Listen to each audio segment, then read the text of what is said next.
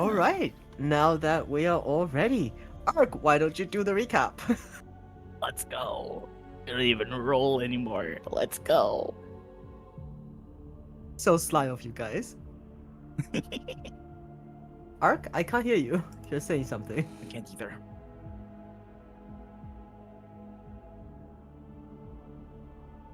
Hutch? Hutch, you still have to do the recap.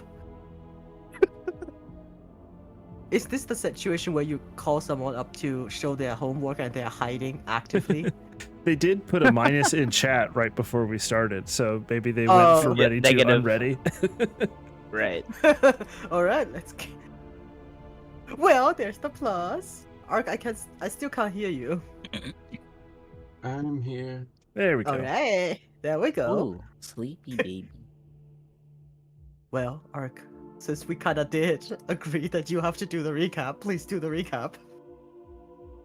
On the last episode of Eve of Ruin, I believe we started with sitting in the captain's chair of Landro, turning off the robots, and getting control over Landro, and overcoming the defenses inside, and going further up the head of Landro, the Colossus. This is, yes. And we were running around inside looking at the giant, God, what are they called? Ballistas inside the shoulders of Landro. There was also a giant sentient table that was like, touch my papers and I'll break your legs. And we're like, okay, you can keep your papers, O table. We found we looked outside the side port and saw the robots, the Warforged of the blades that we were chasing, managed to escape through a hole and were running down to Ilos? We went into the head and neck. We went into the head and neck area of the robot and fixed things up, and we had to come to a decision. It turns out that Landro it can only activate its defensive mechanisms and strength and power and all that stuff by burning the docents, aka souls, of robotic beings such as Warforged, Autonomes, and the like. Rip these docents. Realizing that the other Colossus was activated already and running towards Ilos to absolutely smash down that city, we had to make a choice on whose soul to burn. We had 3 souls on us. Arg's old soul. We had Finch, I believe his name was Fletch, another Warforged. Filch, the bird. Yes, he's in there as well somewhere, and he's like, "No, thanks, that's my soul." And we also had the soul of Mercy, Arg's sister of sorts. And she really didn't have a say in the matter, but we're good eggs and decided, you know what? I will voice her no for us. And Arg decided to make the sacrifice of burning his soul to save this little tiny town where his sister and family live. We chatted up the Landro's main governing body, which is some sort of goopy creature. I believe this goopy creature is also our mother, maybe. Kind of confusing there. It's mothers eating your souls and stuff like that. And they're all, yes, I am powered by the doohickey you want. This random shard of, I believe it was teleportation or something or other. Anti-gravity, that was it. And that's how the robot's able to move around and be powered and move. And so we burned the soul, powered up Landro, and fought the other Colossus Harbinger in an amazing mecha battle where all hands were on deck. We had Tell on wherever Tell was. We had Cruel on the arm. I think it's on the side. Yes, Tell was in the chest firing the main cannon. Cruel was in the fist using the sword. Arg was piloting the pelvis and kicking. And Saren and Alfie decided to head outside and get swatted down immediately. I'm basically God. being instantly down and murdered horribly. However, it's okay because Saren is a goat of sorts and has amazing spells and walls and knives, and so many spells can affect these harbingers, as this bunch of corpses of robots were used to form a shield wall in front of us to get our bearings for a moment. And yes, we fought, we punched, we kicked, we stabbed. I believe Saren was dying out on the field because they got kicked by a giant robot. And they were dying and down until Alfie came out and saved her.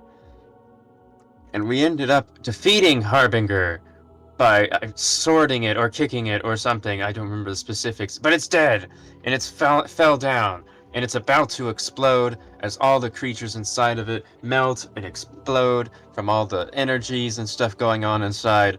It's robot magic. They malfunction and explode when they die. Michael Bay presents amazing Good stuff. fashion. And yes, Harbinger is now downed, melting, exploding. Supposedly, most of the blades inside are also dying horribly. Some might escape the explosion range. We don't know. We doubt it. Probably not. Right? They can't. And Landro has backed up several hundred feet away from the explosion. Bits of Ilos are kind of crushed and in the explosion range, but not all of it. So mostly successful. And I believe we left off there as Harbinger is about to erupt. Yes, basically. Yeah.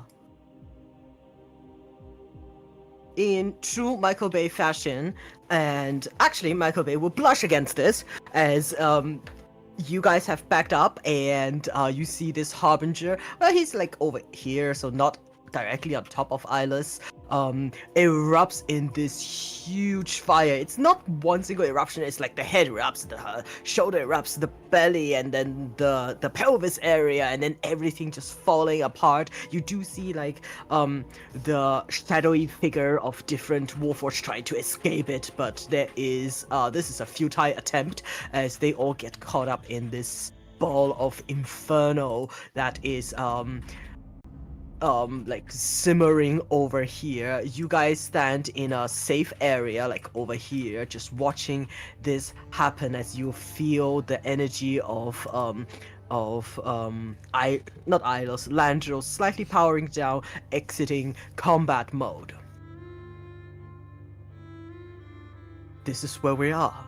The shaking inside of Landro comes to a halt slowly. The topography or landscape inside Landro has changed a little bit because she did get a lot of damage as well, and parts that were previously quite easily maneuverable now have a lot of debris around, although she's still functioning, she's still missing an arm, and now that she is no longer stuck in this mountain, she stands still, and you all hear this announcement through the telepathic link by Landro saying, "Congratulations, we have won."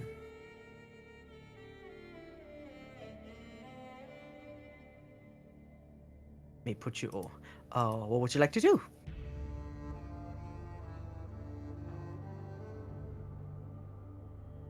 I think tired and exhausted, Alphanike having taken a couple of hits during this fight, I think as she was flying, as she had casted Step of the Wind, not Step of the Wind, Step of the Night, I think she would have been flying towards her to try and collect her and get her into Landro, considering the outside is just as dangerous as anywhere else. Yeah, easy enough. You guys do have a bathtub that is undamaged. You can get into there and slowly make your way up into Landro. Oh yes, you are all still blessed because you have expended one secret. Yeah. And as you arrive at Landro, this bless also wears off. Ah, damn. Alphaniki, before we get back to Landro, actually, this is midair as the airs wishing past us. Thank you. Yes. You came out to save my life. And you came out to save ours. I see Well, this as an absolute win. she kind of straightened herself. I owe you a great debt of gratitude, Alphanike.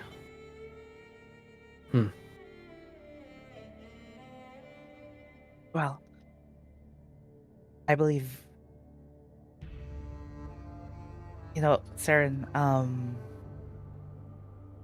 thank you for stepping out here, casting spells the way you did.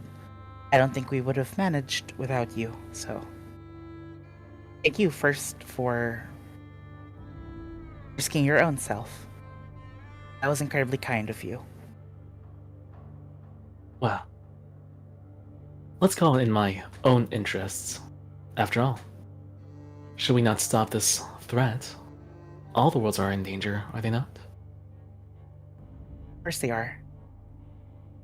But as I've Hmm. learned recently, we should always try to keep our worlds as safe as we can. At least that's what somebody would have wanted me to say. And I think she pulls out this like dried out lily. I don't think she ever gave it to Saren before. So I think she pulls out this dried out lily that she collected from the soldier inside Landro. She hands it over to her and she says, if you're ever in doubt or in trouble, I'll always be there to help you. No thanks required. It's the only thing I can Alphanike. do. And Sarah will smile a bit and then rummage in her bag and pull out a bit of dried beef jerky and hand to Alphanike. And if you're ever in danger, know that I'll be there too. If I see it and I am within, she looks at her watch, 5 minutes of you. Thank you very much. I'll definitely be capable of holding out for 5 minutes. Thank you. You are very welcome, Alphanike. She says Yeah, warmly. 5 minutes. And Oh. then 50 rounds. yeah, just that long. All right. Let's get back. All right, let's go. I imagine Arg would be taking over control of the pelvis piloting again, and the robot would be smashing around the hillside looking for two tiny ants, and there'd be like a little button or something that Arg would press, and a massive spotlight as bright as the sun will shine down, absolutely blinding anyone on the floor. Yeah, why don't you make a what is this check even? You know what? Sunburst check. I would say this is still a Arcana or sleight of hand check as you are using the controls. 19.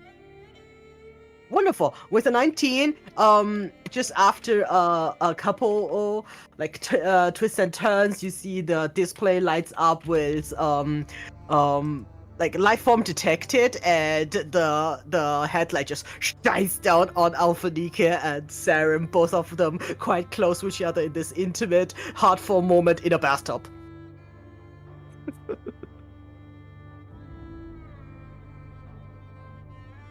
Right, as you guys goodness. get The back doogie. into the Landro, what would Tail and Crow like to do? I think Tell is kind of sort of halfway collapsed in the at the control panel that he was using to fire the cannon. I think he is after the conversation he had with Arg, you know, before the before the events,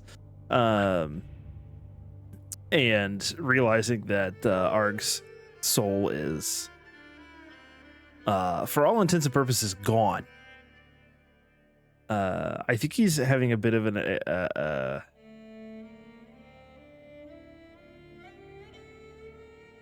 it's a bit of a moment, I think, mourning that. And I think he's probably starting to try and think through and scheme how he can at least get a blank docent back for Arg so that he can start making new memories, start making a new soul. Nice.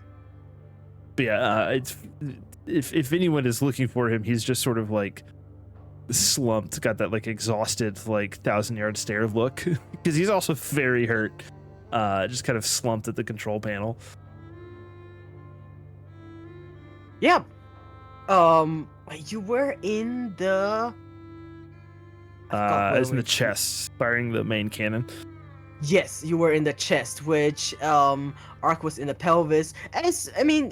Crew is not too far away. What is Crew doing? Rule is gonna look for everybody else to see who needs healing. Everybody. As Yeah, you he's go gonna- through Landro, you do see like all the damage that you've taken, like falling debris, shockwaves, you've sustained quite a bit. The others as well. You do know like no one died, because the link is there, but you do know everybody needs healing.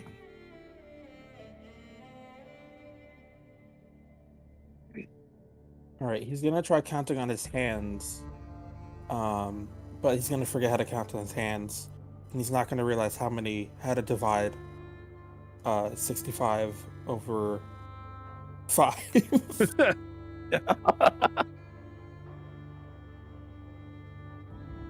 Do it, cruel. Yeah, but he doesn't Yeah. have access to Discord. No, he doesn't. At some point, Landro will let you know and say, a damage assessment is complete. We are still functional. No imminent danger. If you would like to join me, at your convenience, please. Yeah, you need a lot of healing too. Arg's gonna use a single spell slot and start gathering the bits and pieces of bin that kind of flew all over the room and spend like 10 minutes picking up like bolts and stuff from the cracks of this thing and putting bin back together. Pretty sure you pick up a couple boats that did not belong to Bin originally. He's gonna come back stronger. Oh no! He keeps growing. It's a Zenkai boost. Yeah. Oh my god. Yeah, you can all individually like do your stuff and maybe take a rest. Landro is not rushing you in any account. There's not much Landro can do at this moment. One of the very few still functional droids in this place is the table, and the table is not moving an inch.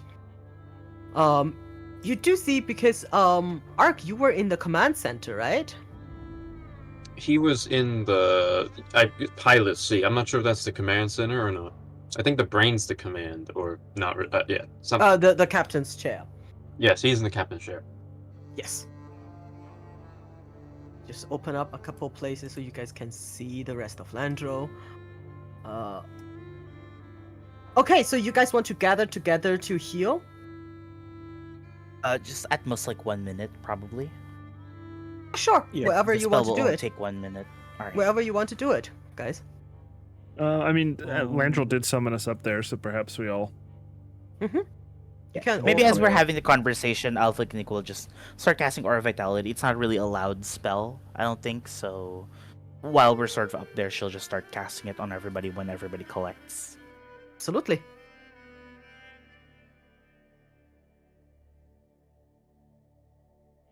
Since everybody needs healing.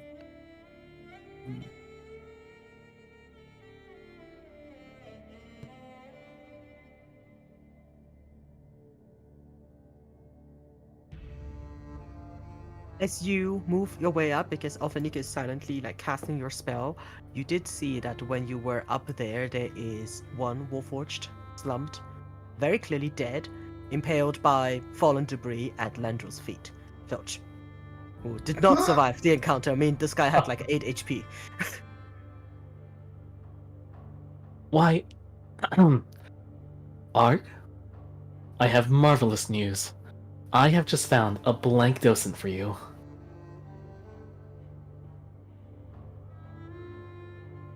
Filch is Filch, Sarah. And I guess Arg, with coming up and seeing this, would start the process of removing the docent and putting it in the same little area that Mercy Soul is. Mm-hmm.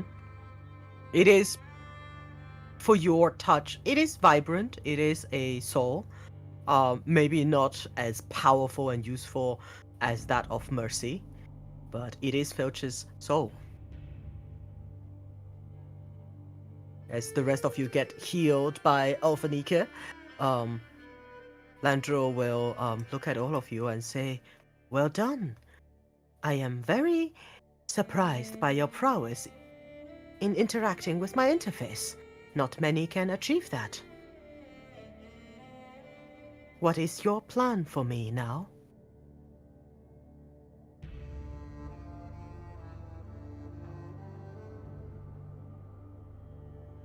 I'm afraid that when we remove the artifact, your source of power will be removed along with it.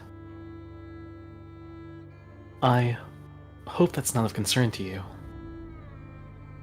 Not a concern, but I will cease to exist. Yes. I think you know that your purpose is complete, though. I hope that's of some comfort, if comfort is something that you feel. I cannot feel comfort, no. I don't believe there are any other working Colossus in the valley, so I assume the war is over. War will be.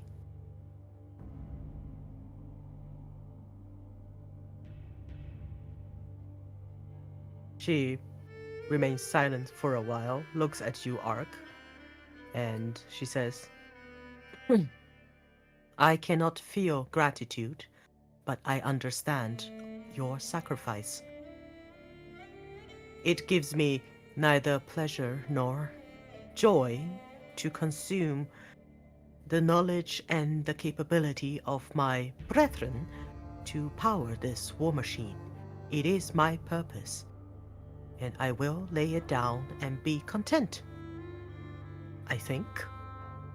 I do have good news for you and bad news. Which one do you like first?"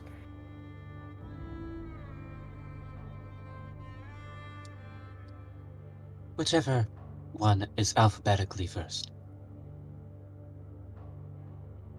Your soul, or the knowledge within your docent, has been consumed. That is C for consumed.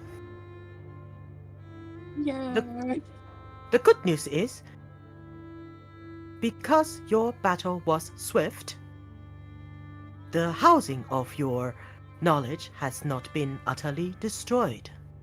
She opens up this compartment with the burned, like utterly charred docent in there, and you see yours is in there. A couple shards has been broken from the outer surface, but it looks like a intact docent. With proper knowledge of enchantment and technology, you may be able to repair this.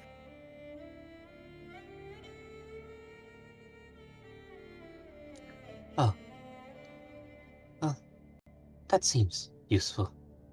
It is merely hardware now. Whatever was once stored inside is no longer there.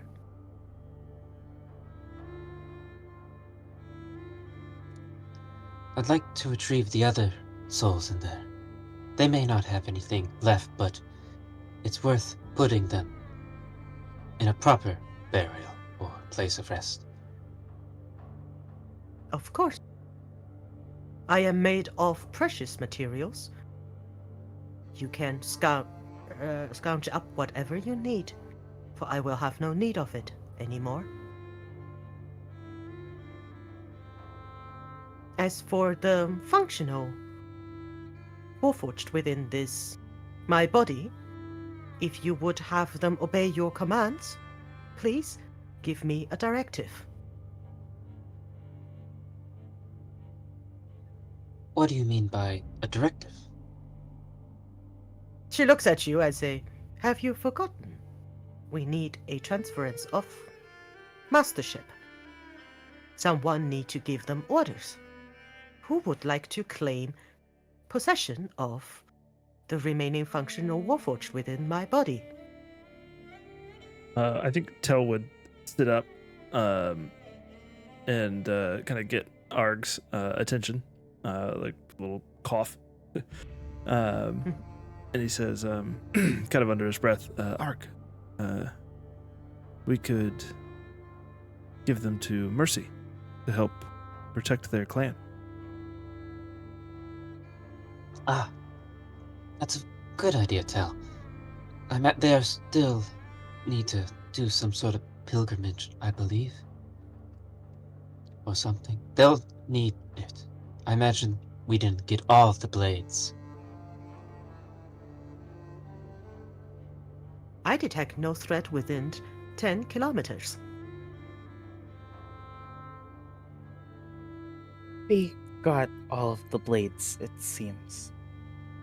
But either way, I think it would be most helpful to help guard them. I don't know that Mercy would want them to guard. I think Mercy would rather rehabilitate them, but I do agree that they should go to her and start a new chapter in their lives. We need directives. Well, Arg, would you give Mercy's Dosen over and have that be the authority for all the Warforged?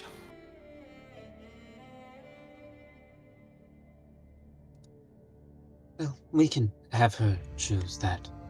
Let's bring Landra over to Ilos and see how they are doing. Okay. Let's park the car Right right on just top where of it's supposed to be. She's rolling up with the Colossus and say, "Hey, Mercy, happy birthday!" In 3 Look at years, the there's gonna be an cool- earthquake, and it's gonna fall in the city.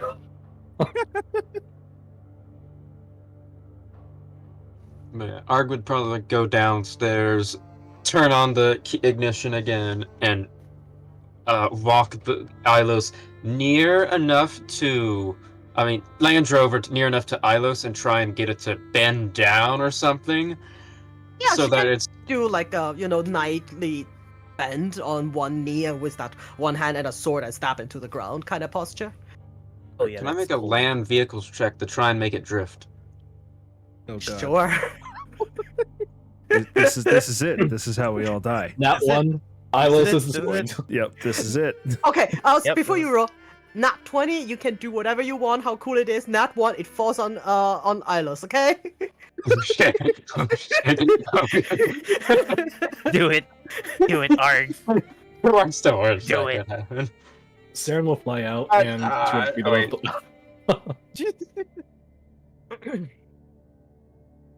Okay, Uh, that's good enough. Ooh. Describe how this happens, please. it's like it's a run. It starts like running very slowly, and like it makes a tiny little hop, hits the ground, and just slowly slides into a nightstand with like a good couple feet to spare, so that like none of the debris that gets kicked up from the landing hits anything, but like nice and close enough. Probably terrifying to anyone in the city or the town. But yes, we absolutely do a cyber ninja type thing in this massive colossus, shaking the surrounding landscape. Yes, very nice. You guys get Landra will just because I think it's funny. Landra will project the outward worlds to you, which is the same view you would have seen if you sit in the captain's chair. You do exactly that. Landra comes to the slide. It's beautiful. All the Warforged starts taking cover immediately, with one Mercy standing like at the mouth of the village, just looking at you. Yeah, and at this point, Landra says, "I have deactivated the remaining sentinels. They shall follow your directive, your collective directive." And with that, she will open up these two compartments, and you see these huge sentinels who are very clearly built for war march out and stand at attention to you all. Can take them with you if you want. And she says, Oh, did I mention that if you remove this rod, I will self-destruct? You did mention that. We'll deal with everything else first before that. Mercy may want to meet you. I believe you are her mother, in a way. We are all created by the same creator.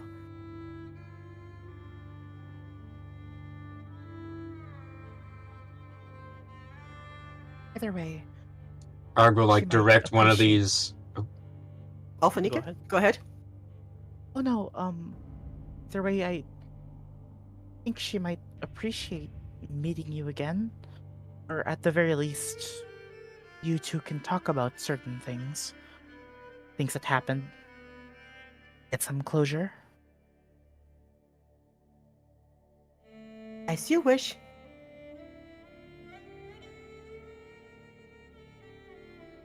Arg will direct these scary, terrifying Robo-Men, one of them to pick up Filch's corpse, because we ain't picking that thing up, and we'll like have them all like pick up I guess, random bodies of the other Arg units, and have the hand like out and open so we can slowly like move out through the arm in that little hatch area down to the city. Yeah, Town. no problem. You guys can take some time to, get the dead. It will pile up to quite a lot of body counts. If you take your time to search Landro for all the dead bodies, you also realize that one room with all the soldiers that was open for like a second. They were human soldiers. Do you guys remember? Vaguely? I thought they The were. one with the button, and I think Tail smashed the button and closed this compartment. Keep changing map. I'm sorry. Over here, right next to the I thought captain's they room, were. I thought they were Warforged. they were all human. They had. It looked very Like a suit? Warforged-like. If you Oh. like look at them, they all wear these wonderfully like airman suits. So it takes some effort to pry them open, and inside are skeletons. Oh, they couldn't have acted either They- way. Okay. It is like they were dead for quite a while, but because this suit is carrying the body, they were just inside and corroded and died within their own armor that was supposed to protect them. And Rough way to go. yeah, they you do see like the skeletons have no visible wound marks. They were not killed or stabbed or anything. They died. They simply died in there. And you find all of these. You find your creator, your arc units. The table is still alive. Oh no! The table follows your directive as per Landro's commands, and very begrudgingly walks outside or climbs outside with all its maps folded neatly into a compartment. And after, Give us those maps. Give us those maps. do you want those maps? I don't think they're useful. You said they're expensive paper, and that's about it for us, because they're maps of the surrounding area, right? Yes, of the maps of the Mournland and Syra before it was destroyed. So they have no use as the entire landscape has changed. They are more souvenirs. Maybe interesting to collectors. They were, World War II military maps are quite worth of a lot these days. They're more memorabilia. And it will take you all about an hour to get everything out as you do have to kind of climb through this area repeatedly and go through all the arm, but an hour later those who do not partake in this can take a short rest. Or you can all take a short rest as you wish. And just tell me when you're ready.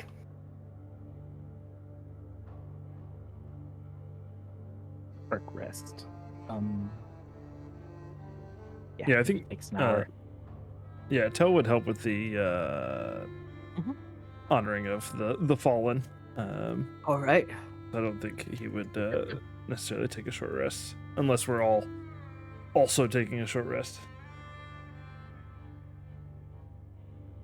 As you wish. You guys have nobody's rushing you at all. So you guys are good. Okay, I'll take back the short rest then. If nobody else is gonna do a short rest, might as well use that time to just sort of move.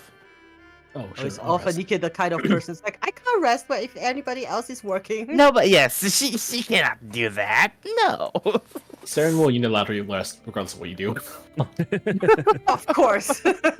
We expected nothing else from Sarah. Yep. Yeah, we find that room with the sleep spell on it, and Sarah just walks in and passes out immediately. Wow. So here are the arc bodies. Oh. Here is the table. Here are the sentinels. Wait. Here are the minute. soldiers. Oh God. Filch is Come on. dead. Where's her corpse? Where's that Let me- girl let in me- the let room's me- corpse? Let me find it. There's so many tokens. Oh God. I left it with Filch. Saren will say. Oh! Yeah, the skeleton is still. It's like one level down. You can get it out. Don't worry. Saren will say, on our way back, we will need to take care to stop by the remains of the exploded mecha. Harbinger may contain items that may be of use to us in our future exploits. After all, Suppose that's we haven't seen what powers Harbinger yet. Isn't it like completely destroyed? It's a pile of smoking ruin. If there are magical items, they may have withstood the remains. That's a fair point. We can always give it a check. Ooh, Kachua's gonna be playing with those radiation stacks. Yes. I'll have 2 Y chromosomes instead.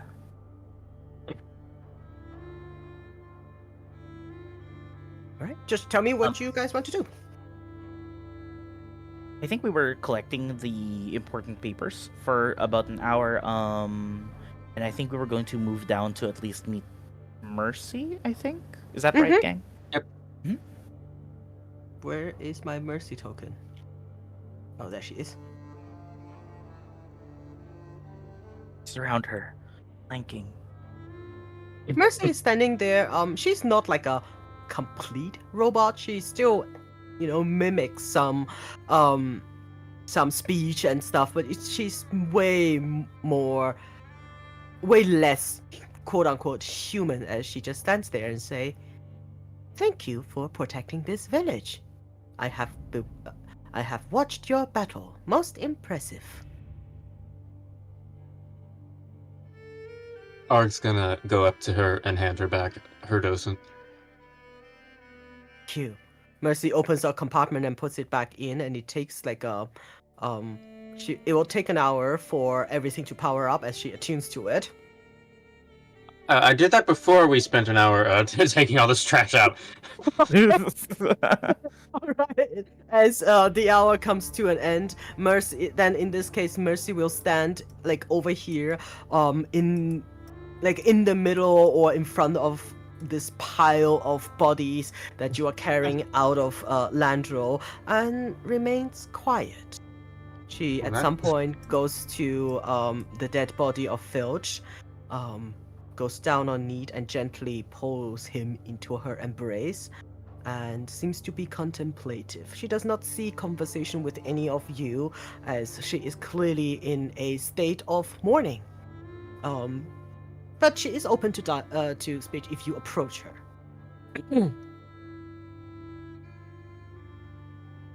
I'm sorry.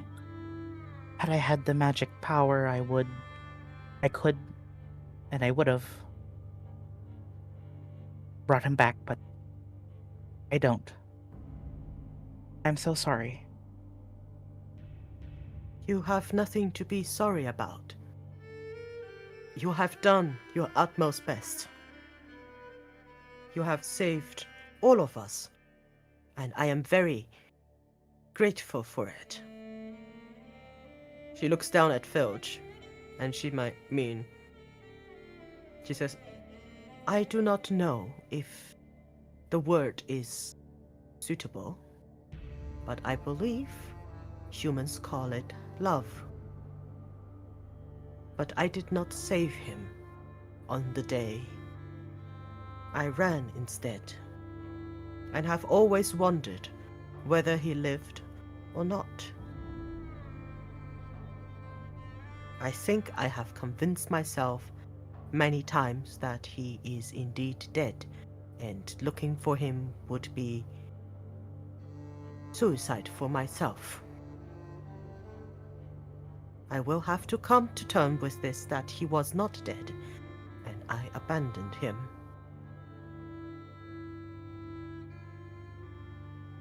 Arg Thank you will- for oh, bringing back his body to me. She says she opens the compartment of his chest where his docent should be. Now, if I only had his docent, perhaps we can repair his body at some point. Shakes arc. Shakes arc. Vibrating arc.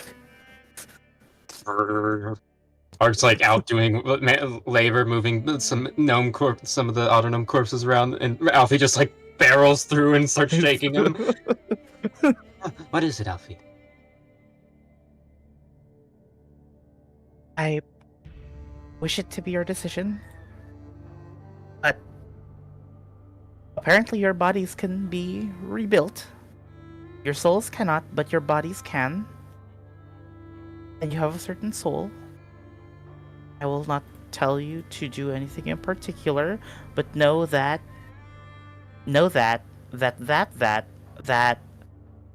I'm sorry. Oh no, I'm out of light on I hands. feel- I can't heal her. I'm sorry. I just feel terrible for what happened with Filch. I was so absorbed with everything else that was happening, I couldn't look after him. Alfie, I don't Filch intend to Filch is force you alright, you know. to. Filch is right here. Ah. I pull out the Filch docent. There we go. Now we're talking. Again, it's your decision. I don't want you to have to do anything you don't want to, just so I feel better about what I didn't accomplish. I'll leave you to her for now. But Very Arg confused also by know, Alf. one last thing. You have no idea how proud I am of you. You sacrificed yourself for the sake of other people, for the sake of this village, for Mercy's sake. I don't think we should go without ever saying that we are so proud of you for making that call, and I'm so sorry. I'm sorry that there is no way to ever probably diminish the pain of your sacrifice. But I am and we are so proud of you for making that call. You are a hero today, and you will always be a hero with us. Alf, the first thing Mercy did whenever she met us was hide us and protect us. I believe good things deserve good in return. It wasn't my place to sacrifice someone who had helped us and shielded us when we weren't ready for it. That's very beautiful, Arg. And I It's will very head over beautiful. to Mercy and start showing her the fun collection of dead souls he has, including Filch's, which isn't dead. She I looks retrieved- at you and say, "That is wonderful, Ark. Have you found your own soul?" Yes, but it's a little damaged. Oh. Did you... did you... I hear some whispering. What's going on? It wasn't me, I swear. She looks at you rather sad and looks at your group.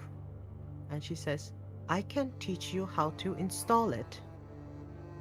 Have you been wiped?"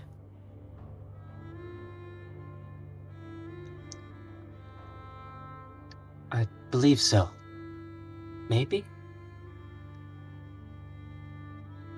Tel will chime in and say, yes, he used his docent to power up the weapons and security systems for Landro in order for us to defeat the Harbinger.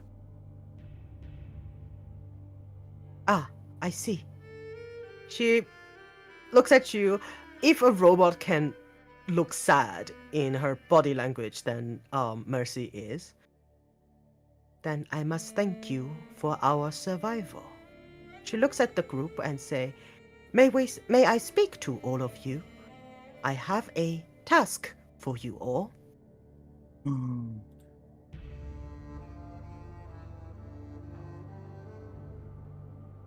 Crew and Saren joining. Yes. She says, if he has been wiped, then whatever was gone is irretrievable, unfortunately. But perhaps it is a good thing to forget your years of slavery and war. But it needs people, I think, to make new memories that you can store. And as you learn, your docent will learn as well. Perhaps one day you shall achieve the same level of sentience as those who have never been wiped. Ark, would you like me to install your docent?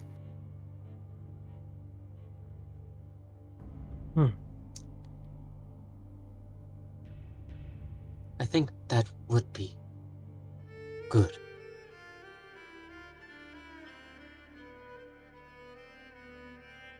She like her arm turns into like one of the like a very similar like you with all the tools in it, and she says, "You don't need to lie down." And then she grabs your chest. And then with the other arm, she like the hand extends, and then you see like there are many other sections. She is a robot after all, and she starts like picking out functional pieces from other arc units. And, Oh my god. and then start putting them on you and say, this part has been burned a little bit. Let me replace it. And then she just rips a cord out of Arc and puts in a new one. And then in the end, she looks at your head and says, this is not a standard model. Please open your scalp for me. Arcast so nods. like I She managed to understands get the freaking what was it? The harp the golden harp strings that were like lining one of the wiring. She like rips those out and tosses them to the side, uncaring. Yes. And then she keeps commenting like, you are not built up to standard. And who rebuilt you? This person clearly has no idea of Warforged physiology. And keeps making such comments. And in the end, when you open up your skull, she looks down and says, antiquated model, no longer needed. Ark, this may be a little bit disoriented. She puts her hand into your head and just rips that thing out. Not violently, but like she unplugs everything. And you guys see Ark power down.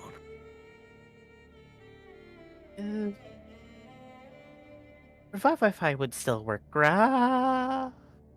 Don't worry, he is not dead. Oh, And- Alright. would you bring him back, please? I need to find Brown. the right command. And with that, she takes out Ark's empty docent. She sets it in, and she says, Alpha directive, restart. Ark, you feel a exhilarating feeling as if all your system are going finally correctly. And like codes, millions of lines of code start flashing by your eyes. From the outside, you guys see Ark's two eyes start blinking in weird intervals, definitely not at the same time. At some point, his entire eye, like one of his eye rolls back into his skull and comes back. Definitely like a rebooting thing. And as she puts this docent into your head, and then closes up this man bun you have, it will take you a minute to adjust to all of this, but as she steps takes a step back, she says, We will know if he lives within the minute. Please wait. Well, at least the square went into the square.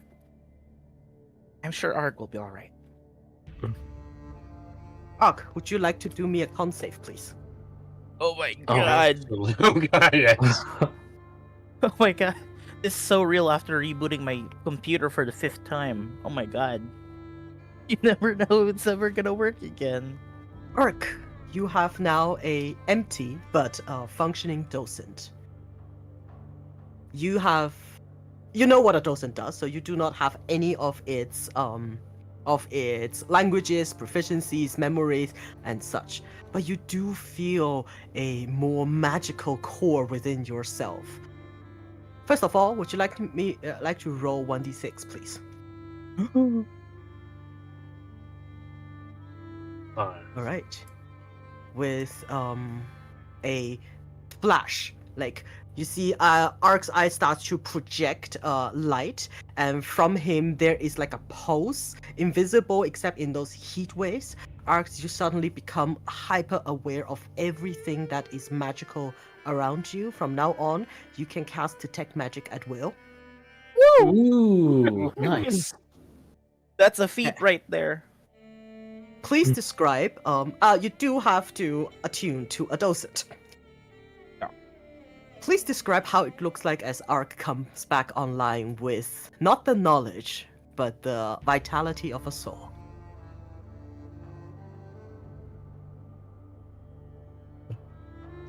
I imagine the movements are just slightly less rigid, and all the little lights and gizmos that are on him are just a little bit brighter, as more of the, I guess, capabilities that the original body would have actually are being used at a higher percentage and stuff like that.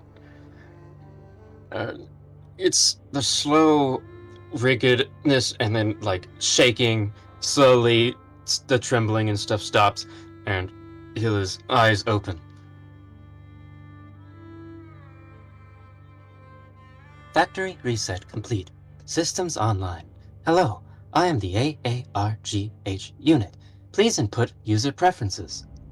Oh my god, did I do it live, Ark? He still remember. All of his memories are in the Set cloud. username. Set username to tell. Hello, I am Tel. Nope. Please Nope. Tell us like, nope. Yay! Reset. Control Alt Delete. Power off. Restart. Yeah, your choices. Set username to Arg. There we go. Username reset to Ark. Hello, how may I be of service? Mercy, why doesn't he remember us? Arg. I think that it's important to tell you some fundamentals about this world. Number 1. You are Unit Arg. Number 2. You are on a mission to save the world. Number 3. You are our friend. Number 4. You love bullying Alpha Nike, who is this person right here.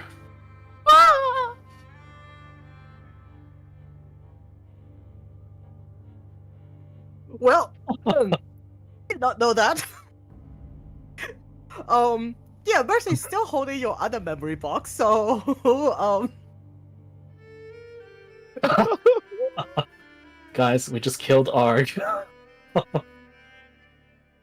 Oh, Oh my god. Mercy Wait, hands no, this the box- memory loom. The memory loom. Yes. Mercy holds the Um, memory loom and just like holds her hands out and gives it to whoever wants to take it. I'll have it. I'll have it. Thank you very much. This is very precious. The compartment by which this was stored in is still empty, right? The square goes into the circle nonetheless. The circle is currently occupied by his docent. Yeah. You have to transfer the memory. It might take a while. How long? What kind of a while? I think we only have a couple of hours left. Should be How enough. long? She goes like over to another arc unit and rips out a cord and say, attach this to him. All right. Ah, the dongle. That's called a dongle officially? In your systems, that's called a dongle? The piece that will save your memories is called a dongle? Okay, please apply it.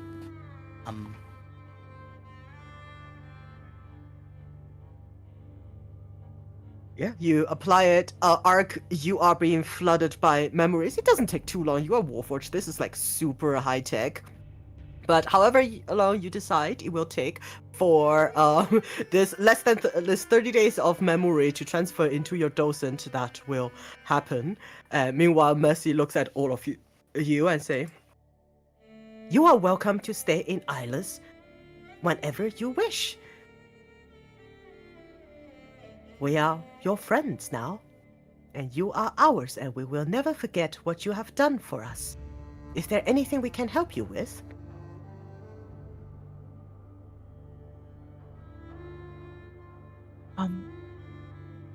Thank you. I think we would prefer to rest for a little bit. But I course. believe there is much to be done with the bodies and the fallen. I think we would gladly, happily help. I think you have done enough. I shall prepare your beds and set sentinels while we take care of our fallen. In that case, let's hurry on back to the wreck of the Harbinger.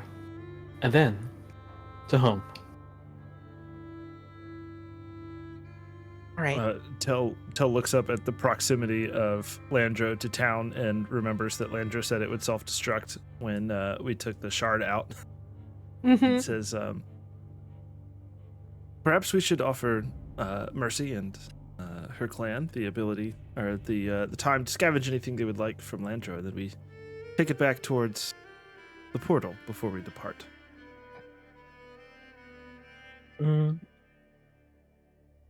Very well. We can also just have the entire ship self-destruct. I think our time is limited. Rather, we could bring the mecha maybe about a kilometer away, and then they could Yes. just make the trek and recover any parts. It's just a safe distance from Nylas.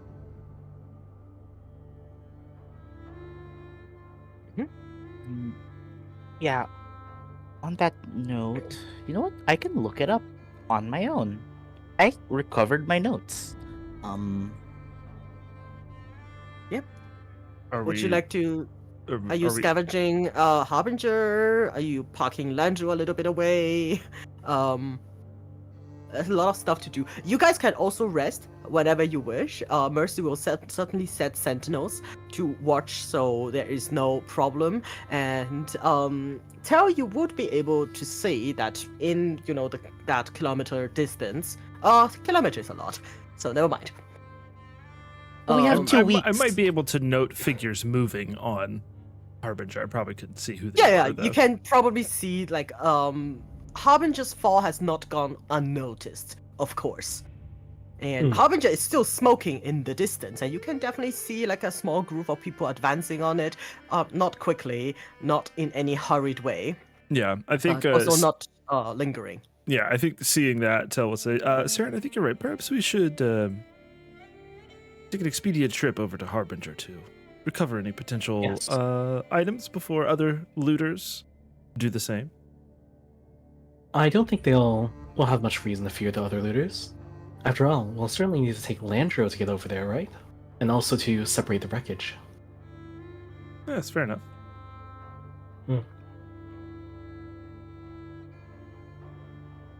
Sure. So you want to take Landro and go to Harbinger to scavenge the wreck? Yep. Sure. As you go to Landro, you definitely see as soon as you come this small group of people that becomes larger as you approach are familiar to you. It's Kalis and her crew, and as soon as they see Landro approach, they all duck for cover. Over the loudspeakers, it's us, fool. Check out my new ride. No. Check Let them out live in this fear. TJ. Goodness. You as you scavenge Landro, it will take you several hours to do so, given that Landro is still smoldering, so you might have to put out the fire and then gain access inside. Here and there, a little bit of smashing metals or opening up the cracks, and it will take a bit for you to gain access inside. Inside, it is carnage. There are not many Warforged inside. Most of them have managed to get outside to die. But similarly, like Landro, the inside is utter devastation. Like, there is not a single hallway that is empty to walk in. Just very similar to the Colossus that you have scavenged before. It will take time. Please make a investigation check. Ooh, guidance somebody. Think I can do help. Landro No, can no. move without using a docent. She cannot do anything but like move and punch without the power. Good. Just do the 5 then. Yeah. Very nice. We forgot the bot. No. The natural 20. Natural 20. It's- Nice. Oh my god. Oh my max God, Tail. guidance.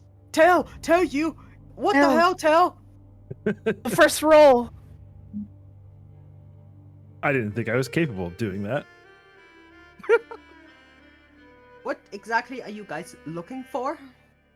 Magical objects or artifacts of power.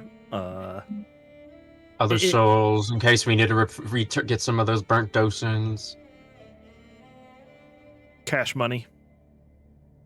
Yeah, You know, useless. just The useless looters. piles that have accumulated. You can have as lethal many useless pile as you want.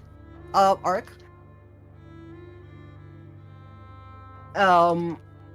For money, you find approximately just in gold, siren gold, of course, stamped and a little bit hard to access, but with that 30, Tail can smell it. You find 520 gold. And you find about 100 gold worth in gems. As for actual magical items, none. You do find previously magically powered weaponry, as in same guns that were in Landro's shoulders. Mhm. You find power cores that can be perhaps salvaged, but actual like the magical items in the sense of what you guys use, none. You do, however, also find 2 burned docents, one of which seems to have been burned a long time ago, the other one quite recent. Tell will give the docents to Arg. He'll pocket the gold and the gems. And then let Saren and Alpha Decay and Cool know that there are no magic items or artifacts to be had. At least none that you guys would need Right, to yeah. utilize. Yeah, Siren would see, of course, the core of Harbinger. I mean, it's burned and destroyed, but it's precious metal that can be repurposed. Probably not by Mercy's people, but others might. Does any of that look like it'd be suitable for spell components for Alphanike? Or perhaps herself? Conventionally, no. Hmm. Because they don't cast spells. Right, but like it would be functional as like diamond, for example. High or low? Sorry? High or low? Low. Then no, I rolled high. Otherwise, that 100 would have been diamonds. Cool. Alright, yeah, nothing that interests her then. I mean, this Harbinger has also, you do realize as you look at it, like the welds inside are not perfect. They have been scavenged. So it was a Harbinger, a Colossus that was scavenged to be functional again, and now it's destroyed again. It's like dead, as in like dead, no more recovering. Better to just buy a new one dead. Yeah. This It's my, This is like, the take thing. it apart and sell it for spare parts kind of like dead. Wow, these Nice. parts are sure amazing. Look at this. This can easily sell. Now, this isn't something that would particularly be of interest to me, but Arg, if you do want to take a moment to see whether or not any of these parts could be used to revive Landro, that would be your prerogative. We could potentially spend some time shutting down internal systems of Landro so they don't explode spectacularly when we remove the device. Yes, I was wondering whether anything here might serve as a suitable substitute for the artifact that we are coming to take. That's a great shame. Couldn't we have the option to take Landro's conscience and apply it somewhere else? Although it seems that nobody here is quite squeamish about it, perhaps we could download Landro into another Warforged body? I'm not certain that's within my skill set, but if Arg feels that it's possible, then I would certainly be able to help in whatever way I could.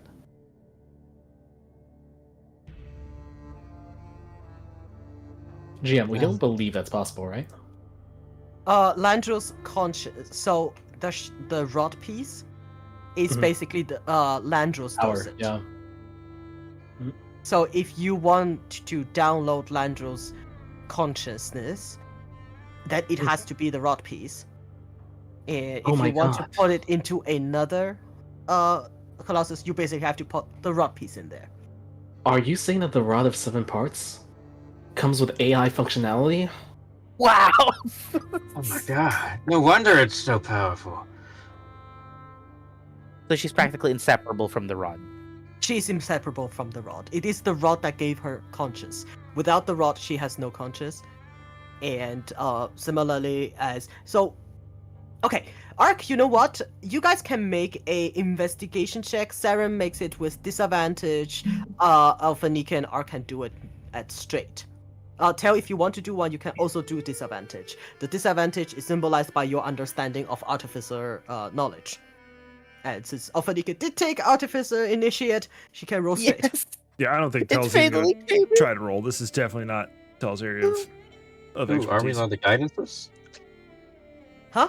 Oh, I cast guidance on myself. I'm so Are we sorry. allowed to guidance this, or is this more of a just simple mental You can check? guidance. You can guidance. Does crew want to do something?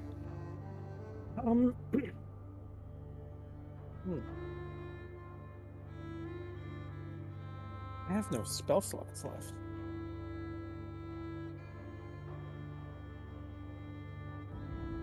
I don't think so. Okay.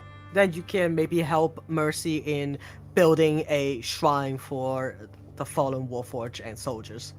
How about that? Okay. Yeah, he would do that. Perfect. Because there are some human dead as well. Alright.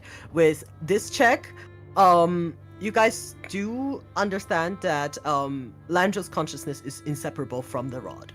And in the short time frame and the resources at your disposal, you cannot outfit another Colossus to harbor this rod piece. Landro was by all means unique. However, Right, with guys.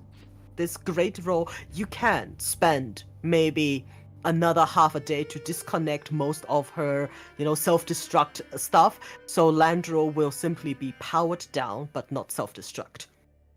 Well, everyone, it looks like we have to try a little bit harder to get Gratuita to voice another NPC. Out of character, aren't like most artifacts sentient to a degree? Are they?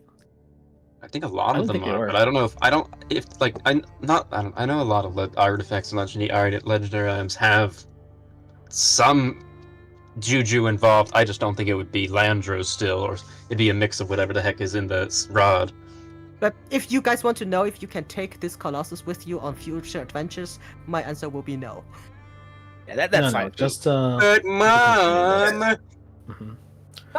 But yes, I want to punch Vecna with a mecha. That's exactly why there's a no. I think I'm ready to return. I think we've dallied long enough, and well, We don't need to remove the self-destruct because we would rather it destroyed so that it's easier to salvage for the parts anyway. The metals and whatnot. No?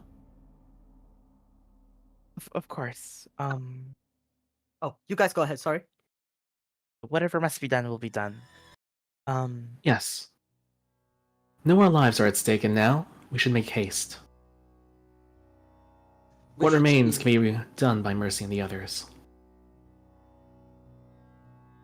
Mercy and the others have started like a funeral ritual far in the distance in the village of Ilos, where they enshrine the Warforged and build a pyre for the human remains, including that one skeleton siren ghost and all the other soldiers who were inside. It all so more and more, this entire village is now filled with corpses. While Mercy has started this somewhat esoteric chant with the fellow Warforged to send them off, and they do invite Cruel and Alphanika if she wants to join them in this ritual. At which point, Tel, with your passive perception, you do see a small group of half-orcs nearby, trying to gain your attention. They are skirting like your dominant area and repeatedly trying to see if there is an opening for them. It is the group of Siren soldiers that you've met before, who were scavengers. Are they trying to get Tell's attention, as in like trying to get someone to come talk to them, or are they trying to like come join the ceremony here? No, they do. They seem very hesitant to join the Warforged. They seem to want to talk to you as they like wave you closer. Tell will kind of do that thing where he sort of like, he'll look and then he'll very like quietly and step away from the Warforged, and he'll step over to. This is like happening while Ark, Alphanika, and Saren are thinking about doing their investigation with Harbinger and its tech. They step up to you and say, "How does it look like? Have you been able to negotiate for us?"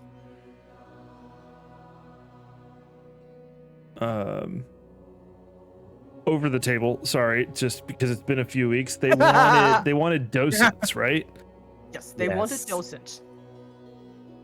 I believe we and discussed Tell- it. Yeah, go ahead. And Tell was aware that I keep wanting to say Keyleth, like Keyleth from Critical Role, but what's her name? Heinous. Close enough. Wait, I think that- her name is Heinous. She was hiding something, right? She was hiding something, yes. Yeah. She's still a little bit like nervous. Yeah, I think Tell will just walk up and when she says that, he'll be like, he's just gonna essentially confront her pretty frankly at this point. He's tired. He's hurt. He is. He doesn't want any bullshit right now. Bless you. He's just gonna say, no. We What? did not and will not negotiate for docents. I don't know why you want them. The reasons you gave were clearly a lie. We're willing to help you and put in a minute, good word for you. Give us a subspace. She sends her 2 soldiers away. Listen, I don't want to do anything evil with them. I just want to sell them. We need funds to survive. That's all. He I says, thought you promised to help us. and Tell will say, you won't be selling any docents. He says, the Warforged here have a pile of what they call useless goods. It's rare metals and gems that's definitely worth a pretty penny. What? Yeah, it's in the windmill. They're willing to part with it. They are? They are. But you have to first talk with Mercy. Show her respect. These are a peaceful group. So they will not try to kill us on sight? No, these are not the Blades. They are willing to Huh. help those in need. Alright. That's good. That's very good. That'll solve all my problems. Tell Smiles. He says, "See, when you're honest, good things happen." She sighs. I haven't, but you cannot tell my soldier this. It's my fault that we have no funds. I lost it. You know, it was strapped to my belt, and then when I looked, it was gone. I've been looking everywhere, and I didn't tell them that we had nothing left. They only know we need more, but not that we're this destitute. I need that fund. I need people to feed, and they're good soldiers, and I won't leave them. Their families are dead. Yeah, would you make introductions for me? I'll be eternally grateful, of course, and my band, if you need us, we'll give you a discount if you want to hire us, ever. Please. Tell Smiles and nods. "Yes, come with me. I'll introduce you to Mercy."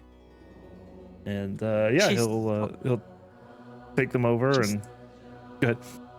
She sighs like the biggest sigh of relief as she and her little band goes into the village. They will be very respectful watching this ritual happen, and we don't need to roleplay this per se. She does, like, with your introduction, approach Mercy lately, and you can see she is trying to be respectful, guarded, because they are warforged. The two of them negotiate, leaving you to do whatever you want. Yeah, I think once Tell has kind of seen the conversation underway and assured that both sides are getting what they need, he'll step away back to his group and say that probably time for us to get going.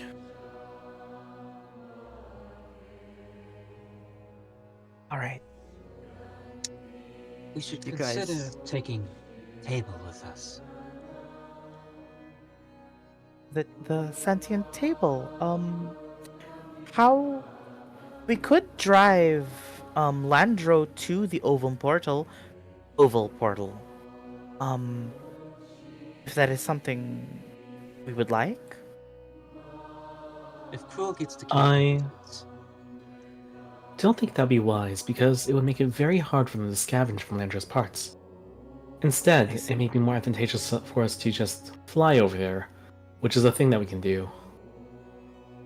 But we do get lost. But no, yes, we still have plenty of time. We can do this. I just want to remind you all, I don't know if you guys remember, but whenever you cast a teleportation spell above force level, you automatically show up at the Oval Portal. Let me check my spells. We do? Is that a thing that we know? I think somebody cast teleportation and then they just bamfed to the portal. I So assume any- it was because it was randomized. I didn't know that. Yeah, I don't think we would know that it was specifically to the open portal. And I Yeah, alright. think when that happened, we were actually still pretty close to the portal. Yeah, you were like right Yeah. in front of it. Unless the GM tells us, I say casting a teleportation spell. No, I didn't say anything. Ah! It was no, banished we have so time. ready. We can fly, and it's really not an obstacle at this point in time, given that there's no more time pressure. So, One last thing amidst the negotiations, Alphanika will just tell to Mercy real quick when there's like a break in the converse. Mercy, while Landro is here, she is still with us. However, she won't be when we come to unfortunately collect her power source. Landro has consented to us taking it. She is content with her mission. Are you content without speaking to her? don't you rest. We have prepared some food for you. And I shall go speak with Landro. Oh, All right. You've prepared food for us, Mercy. Yes, I did. She like Darren's face blanches a bit. yep, she comes out with a tablet that has as much gross fruit on it as before. You know what? I just had a thought. Ark, you were looking to make some new experiences that you could keep. And Mercy, you were looking to learn a bit more about human culture, weren't you? Yes, I I was. think we may have an opportunity for sharing cultures here, and Cyril will cast some confections and tea to make little birthday cakes for the humanoids. Let them eat cake. All right. Alright. And they are Um, all wonderfully decorated and delicious, except for one that Sarah makes especially for Tell, which still tastes like gruel. I, as Of you course. guys prepare.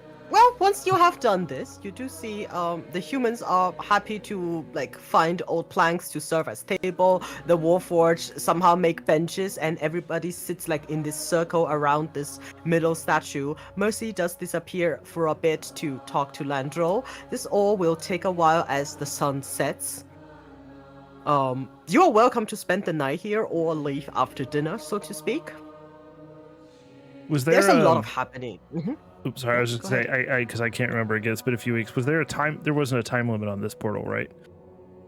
No, the portal is weeks. always there. Yeah. Okay. 2 weeks? I remember that the Ovum portal would open in 2 weeks unless we send an advanced message, like a sending spell. Yep, yep, yep. Yep. I would prefer that we fly through the night. It is, after all, the matter of the world being at stake. Of course. That I'm sure we could do. Is there anything you want to do as we come to like a conclusion? Mercy has talked to Landro, and she is saddened that Landro will cease to exist, but she understands that this is the goal of your whole mission. There will Oh, be yes. a nice little dinner where very gingerly the group of peaceful warforged over here and the siren soldiers veterans shake hands. They come to a somewhat tense peace as both parties don't trust the others just yet. The dead soldier have been cremated, the dead warforged have been enshrined. Ark has downloaded all his memory, and it only needs Landro. Then your quest will be complete. Is there anything else you would like to do before you fly over to the portal? Does Ark anyone would- care to make an inspiring speech relating to, well, Warforged relations with the humanoids? Something which will remain, like the Gettysburg Address, in the annals of time and really cement this relationship. No? Okay, let's leave. No, I mean, Cruel, would you have any words for the people here? At least for the veterans? Yes. Keep on keeping on. Okay, let's go. Alright. Alright. How do you take the table with you? How are we gonna do that? That's very important. Arg will like go to it first and like ask it if it like explain the general situation or saving the world. Would you be interested? No, I'm a table. Noted. He leaves it. Realistically, we would only leave it in the main room anyway, and just never take it with us on That was adventures. the Yeah, we plan. can- Just have it as like a fun object in the freaking wizard's sanctum thing. We just need You to to- didn't collect say it, that. You right? said, would you be interested to come with us and save the world? And he says, no, I'm a table. If instead of Would you that, be interested in you- coming with us and being a table? Would you be interested in being the finest table in the strongest wizard's office? Yes. I Now, am how do we make it happen? I am made for discussions and war. I would like to be used for discussions and war. You won't find much war here anymore. Seems they're going the peaceful route. I'm a war table. The best one we've ever met. Anytime we play D&D on him, we all become warrior gamers. Only care about the mechanics. Oh my We all god, bring out Warframe we figurines. play D&D on him with the freaking angel we met, and we have to like make persuasion checks on against the table to like move a dice or something for us Yeah. sneakily. Oh, that was a nat one. Table. That was a nat one. Table vibrates. Oh, look at that. 18. Oh. You will have to persuade him to use his like magnetic fields to get your nat Yes. 1 to be a nat 20. That's Load what you the need dice. to do. Yes. Yes. But yes, he would come with you if you have a way to transport him over flight. We have Landro. Landro can still walk. Like, it's not. There's no reason not to take Landro for a quick little walk around the office. Well, the reason would be that we want to keep Landro close so that they can scavenge it for parts. Yeah. Yeah, most resources they probably need it. Plus, If we want to like remove it, technical it'll explode. about it, yeah. If you want to be technical about it, we could bring Landro over, dismount the table, put him by the oval portal, come back to the village, and then remove the rod. Seems like We're a saving lot. the world, everyone. Time is at There stake is- here. there We is should go one back way. now. There is one way that can work. Is if Saren I can't teleport vacates on her. it. If Saren vacates her bathtub and fly by different route or different way. I will sooner die. No, I'm Okay, I guess so. Guess No, this table's no. not coming with you. I'm taking Then this I'll- table. I will attach not my offended. boots of flying to this table, and we will fry it. This table's coming with us.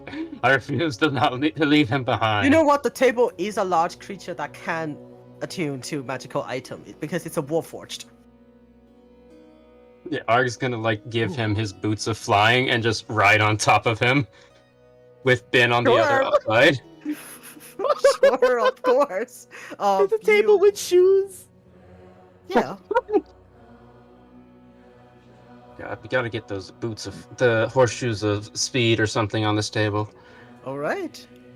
With that, in the dead of night, after all this ceremony and this food, you guys have negotiated a peace between the Warforged and the Siren military, or the veterans, whatever's left.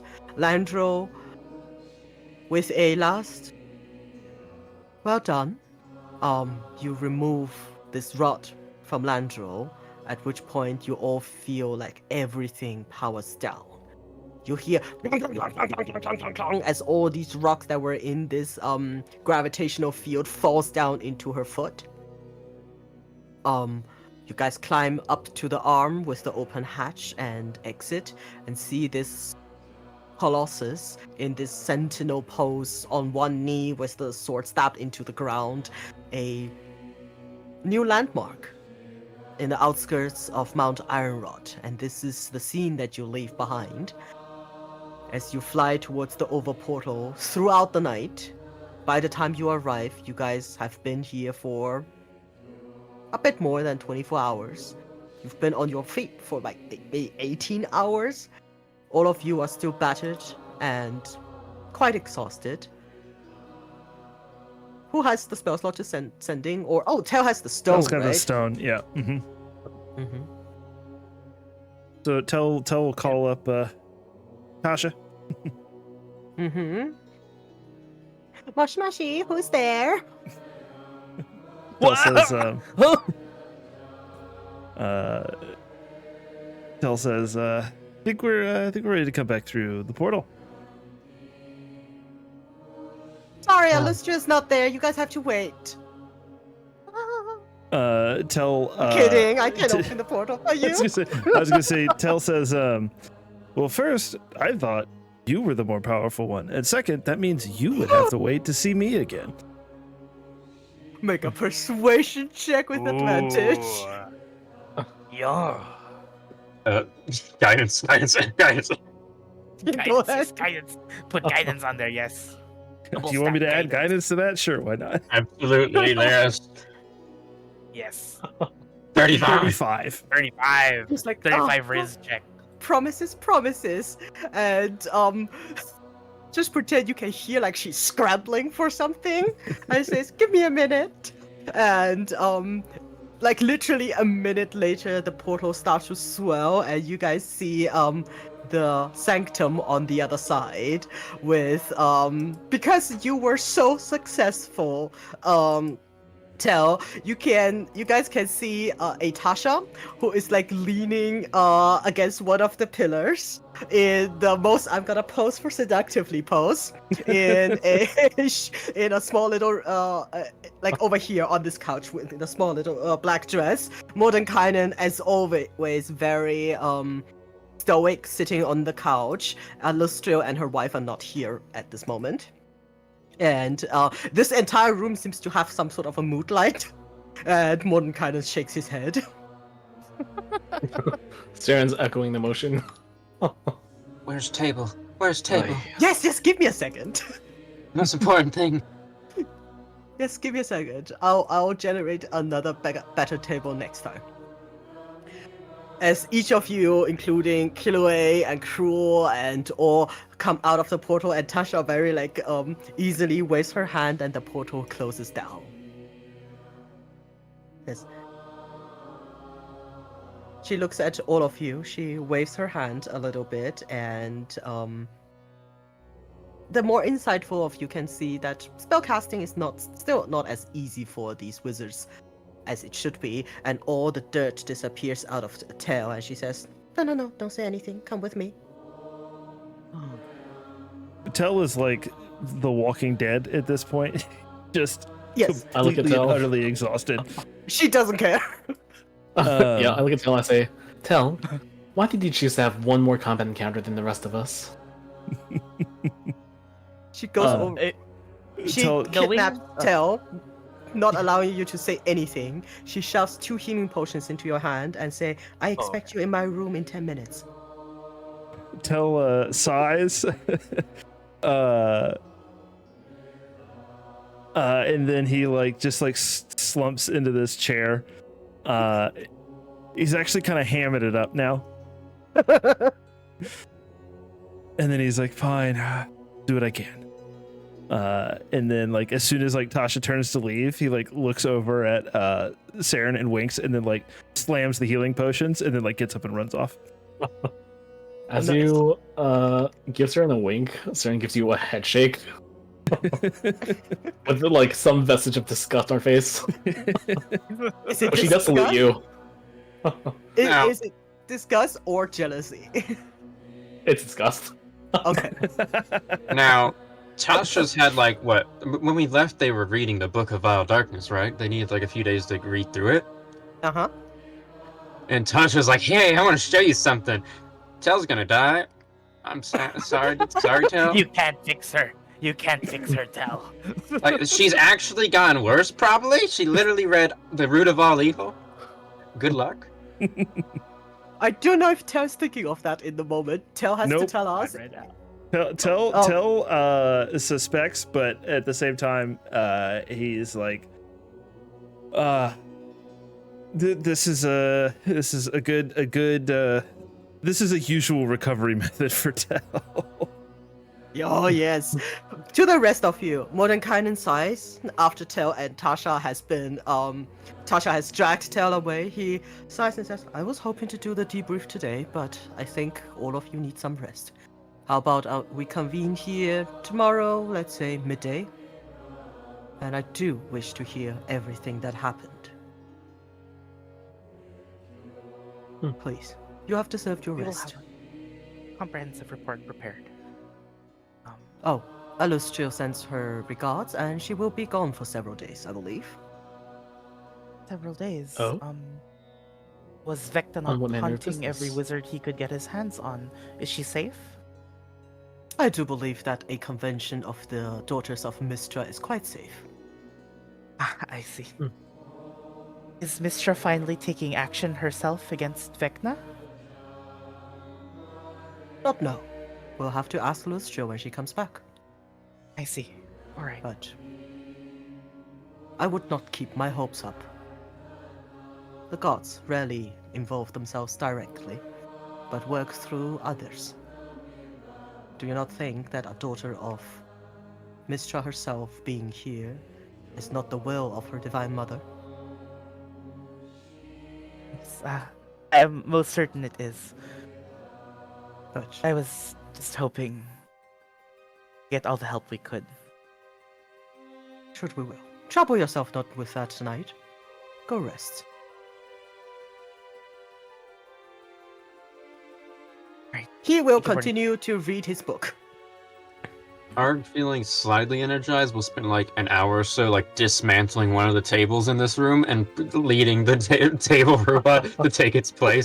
Just like a chainsaw noises and Yeah, That's a good- saves first, see if you have exhaustion. It's been a while. it has been a while.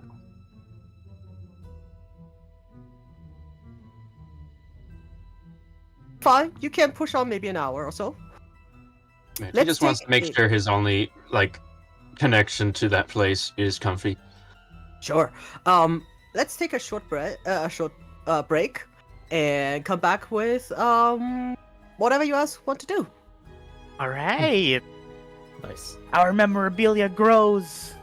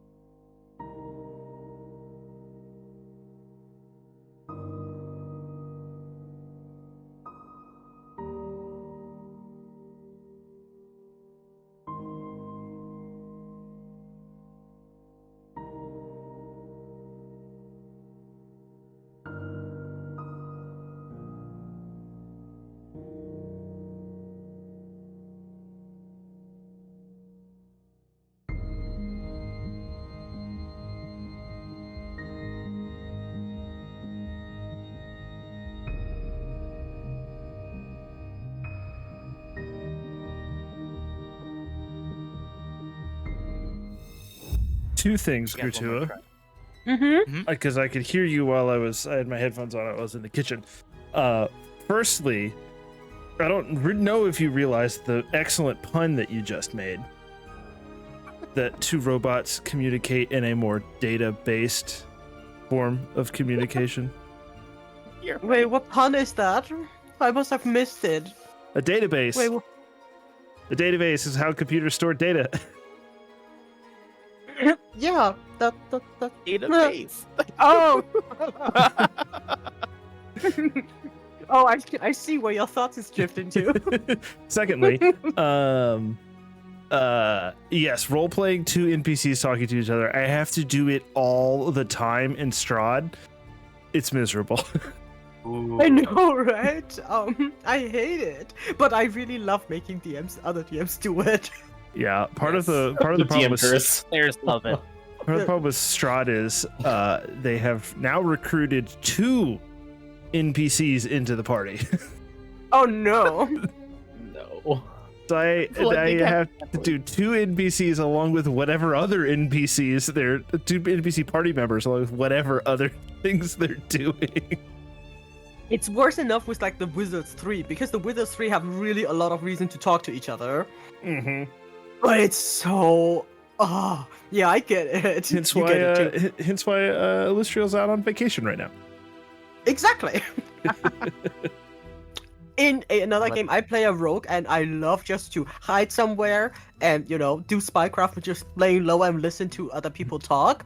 And I keep making my DM to roleplay like this entire dialogue, so I can just take notes. Yep, listen to two NPCs having a very important conversation about whatever. Right?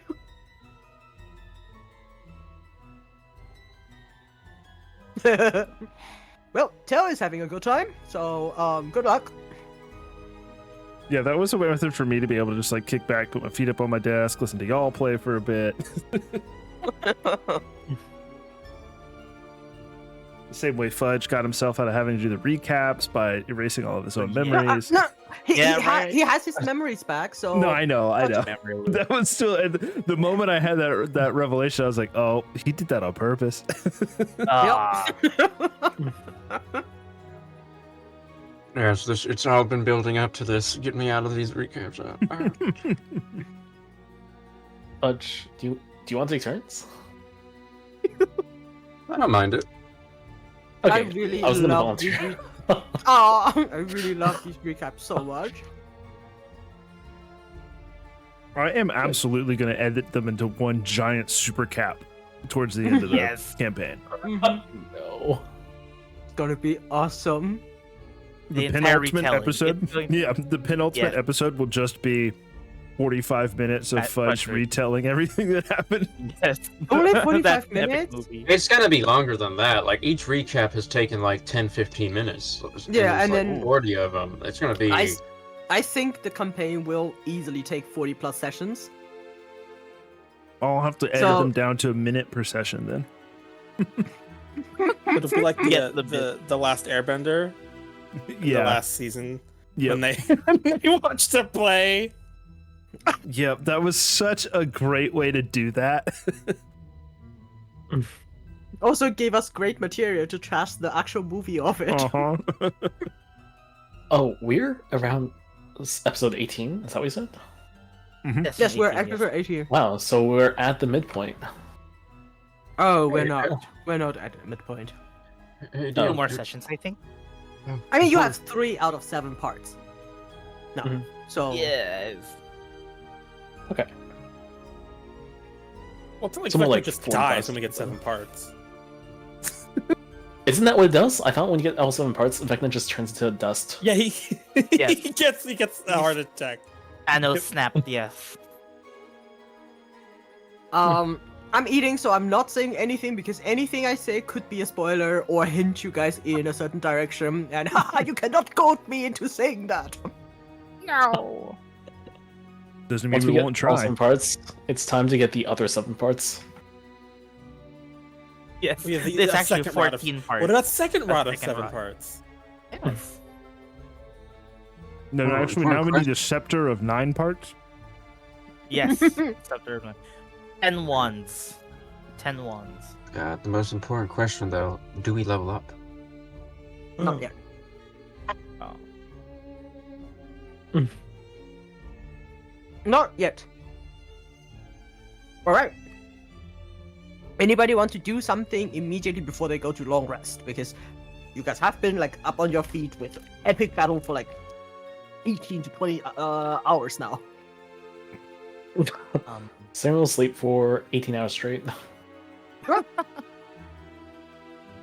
I think Alphanika will take the rod we just got, and whisper into it like it's Mjolnir and Odin. You can do that. Do you do that in your room or do you do it just like openly? I'll just do it openly, and she will say into it, thank you for your service, soldier. You have done well and you have protected many. Rest now, for when you join the other rods, you'll become a weapon against one of the most dangerous gods there is. And just for the sake of it, she's going to burn a divine intervention into the rod for whatever What? purpose. Give me a second. Talk, DM, talk. Okay. Okay, so if it's all right, I don't want to roll for it. Oh, you so if you divine wanna- intervention. You gotta roll for it. What do you want to I do? gotta roll for it. Of course I you don't do. know. That's divine intervention. My intention as a player is to revive Cortana. I mean Landro, but she just wants to wish it a farewell. It's just a really nice prayer. Then you don't need to burn your divine intervention because divine intervention is something very, very divine. Would you like to try it? Yeah, I'll burn it. I think it's important enough to Alphanike. Okay. Fine. So you Okay. want to revive Landro. Landro is not per se dead. So Right. let me know what you want to do. What's your intention here? You don't need to like phrase it very specifically, but tell me what Alphanike wants to intend with this. Alphanike wants to make it so that somehow, someway, Landro can still exist within the rod as its own entity, so that when we take the rod, or when we finally like assemble it or something, maybe she can come along and help us kill Vecna, or she can be like the center or like a sentient weapon within the rod. 7 parts. Let's go. I don't want to know the result of this roll. I'm closing my eyes. It's an 86. 86. Didn't happen. I'm so I do sad. like the idea of falling forward. As you find a place to do your divine intervention, you do feel Mordenkainen's eyes set upon you very closely. Whatever you wish to happen does not happen, but I would like you to make a wisdom saving throw. As you feel another mind intruding into yours. Okay. 24? You resist against it purely out of instinct. And then you can hear a voice. A very familiar voice. Of a man that is by all means your father, who says, "We need to speak. We need to talk. Find a place. Come talk to me."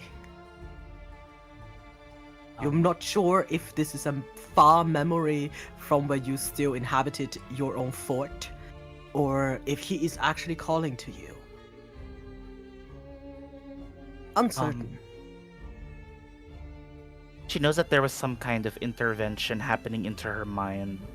Yeah. After casting her divine intervention, she will lay the rod piece down, and I think she would just swiftly go to her room. Yeah, she'll go to her room. Yeah, definitely. What? As you go to your room, you open the door, and your room does not look like your room. Your room looks like your small bed chamber in the Shadow Fort. Standing at the window, the shadow with this thin arrow slit of the Shadow Fort with his face against the light is this albino elf who turns half to you and say, "You've taken your time to speak to me. How do you fare? Um. Uh. I fare well. Is this real? Is this happening? Is it not? Are we not speaking? We are. Then And- what makes it not real? I suppose after such a long time, I thought I'd let you die. I am dead, Alphanike.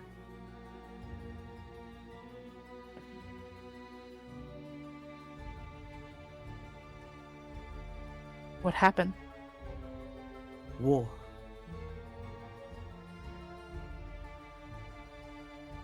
But this is not about me. You need me. Hence I'm here. He turns around and looks at you. You know his face. He is a very handsome, although a little bit unnerving look to him with his purely white everything. He leans casually against the wall and he says, "You called upon our god for help, I did you not? Why would he help you?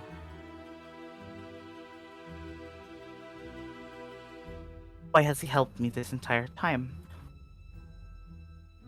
Has he? Was it not his miracles? Not his spells I was casting. It's your spells. Your power comes from a divine place. Perhaps there is something else out there. But as long as you do not believe in him, he will not come to your aid.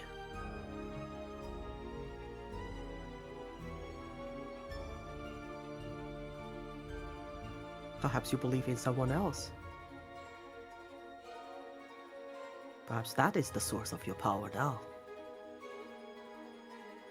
He walks up to you as he gently tilts your head towards his. And in this slightly patronizing way, he whispers to you, "It's time to stop lying to yourself. Don't forget what we stand for." He leans down to kiss your forehead like a father figure. And as you open up your eyes, you stand alone in your room in the sanctum of Alustriel. And as she sort of stands alone, so she'll just speak out into the air. I missed you. There's no reply.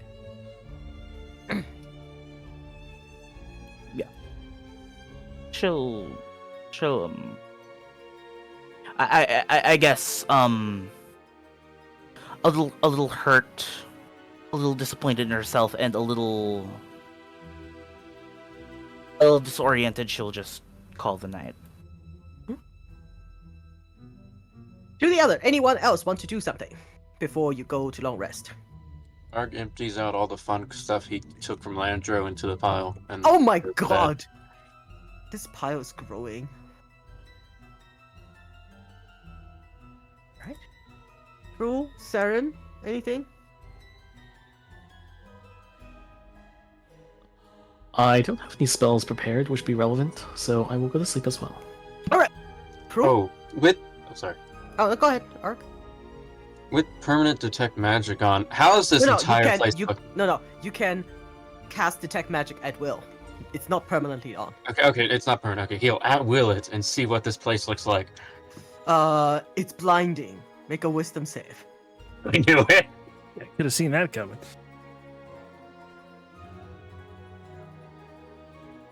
You fall down unconscious. Like, flashbang! Ka-dunk!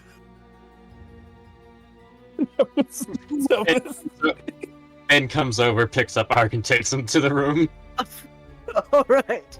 Cruel Mordenkainen will not invite you to his room tonight.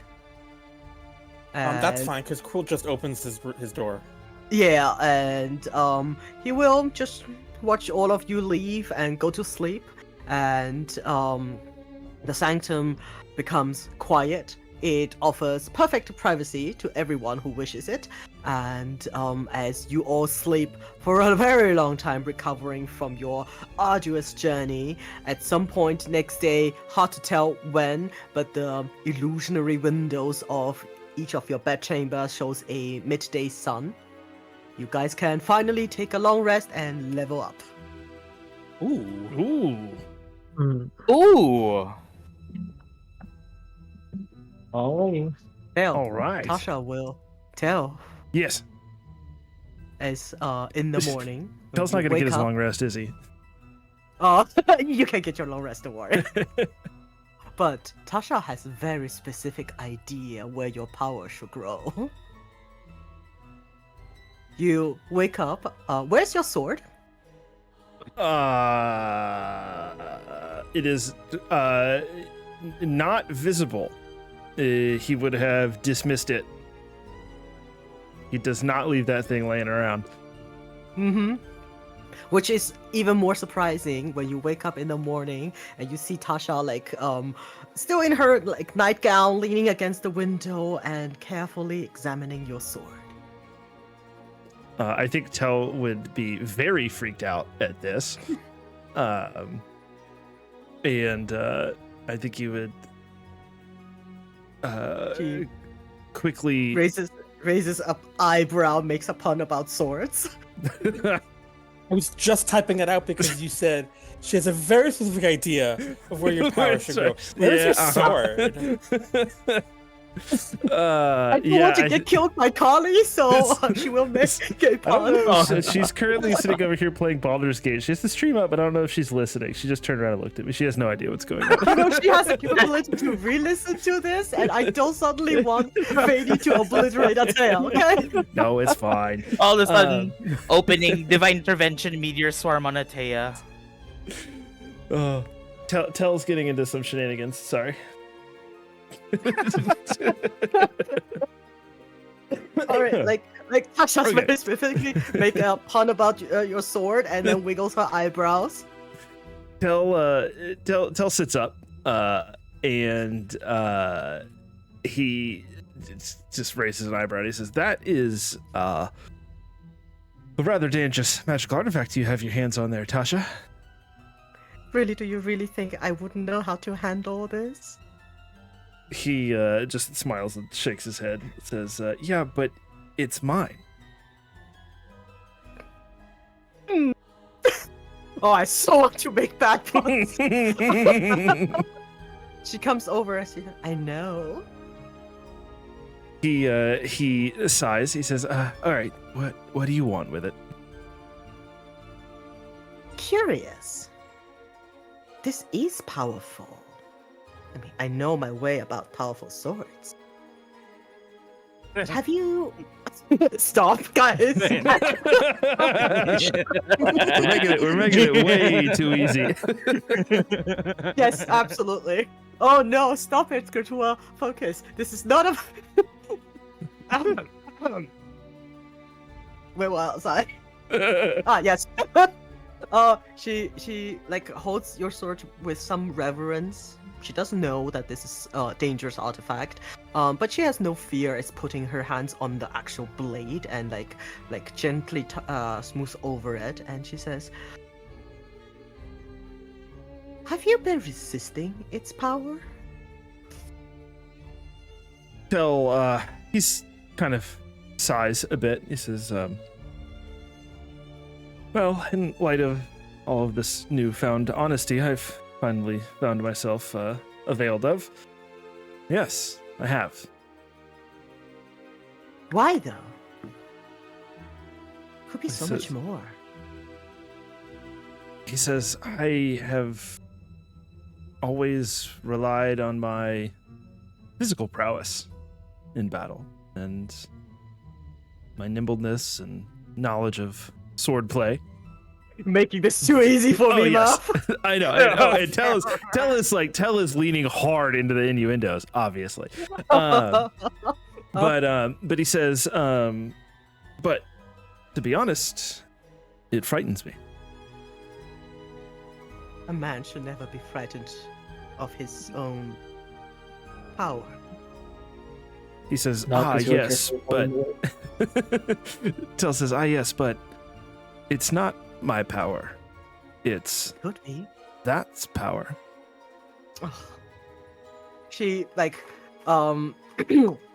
she crawls onto the bed and settles herself next to you. Not like lying down, but she's like half leaning there, and you can tell is proficient in this kind of game. You do know Tasha is clearly having an agenda here. Mm-hmm. She lays the sword down like onto the bed between the two of you and takes your hand and puts it on it, and she says, "Power, I find, is a tool. All you need is to dominate it. You could make it yours. Take it for yourself."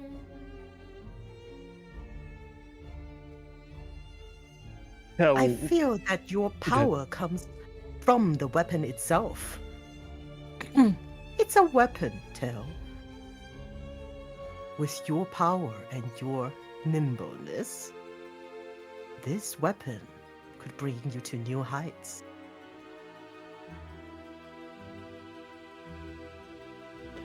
Tell takes a long moment looking at the sword, and then he looks at Tasha, and because she's kind of striking on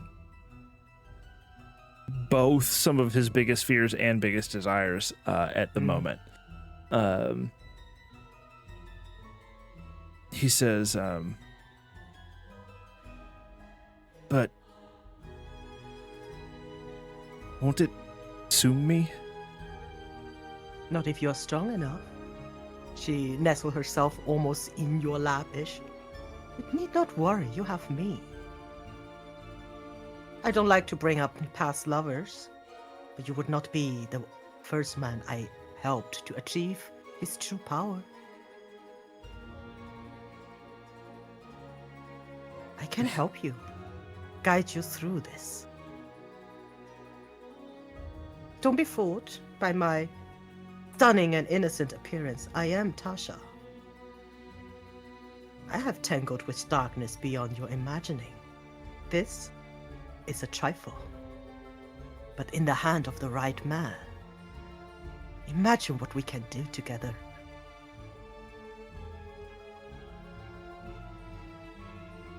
He thinks for a long moment. He says,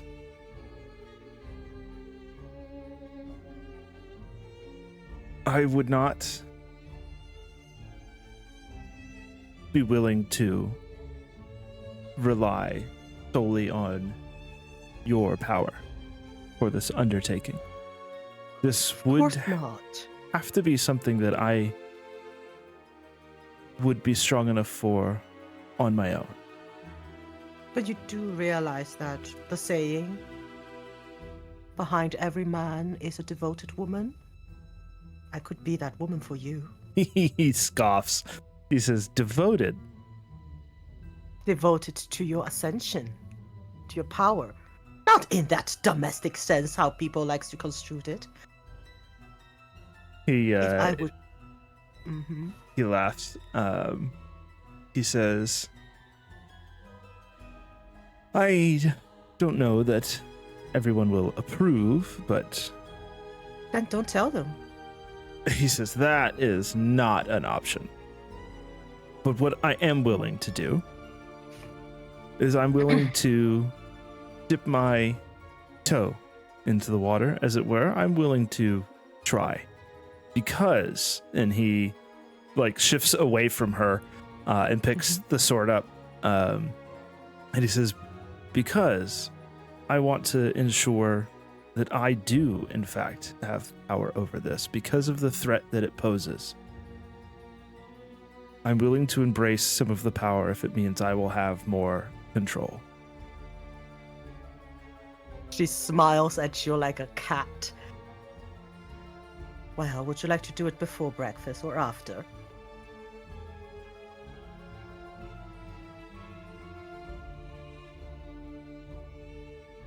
His stomach grumbles. He says, after? Go down. She gets up, like fluently dresses herself and waits for you. Her eyes like gleaming with mischief and intelligence.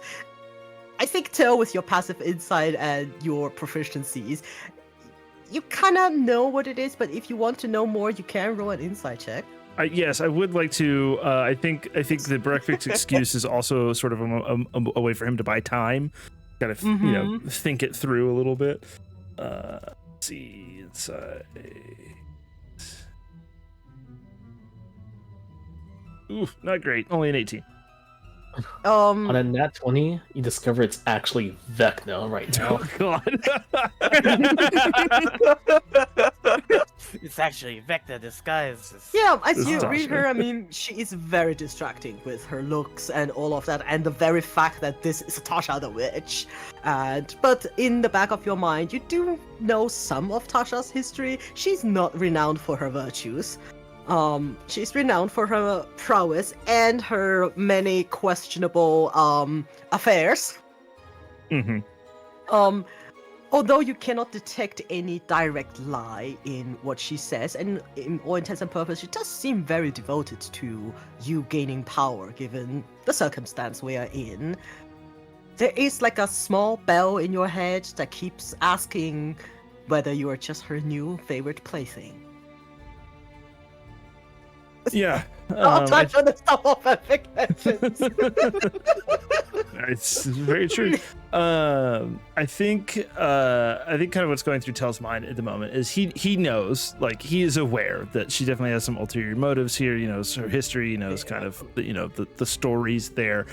I think he's sort of weighing whether, because again, this is something that he has wrestled with. He wants to make sure he has control over this power, and if that means embracing it a little bit, then so be it. And Tasha would be an excellent resource in learning how to control it more, right? But he doesn't. Absolutely. He doesn't want to be.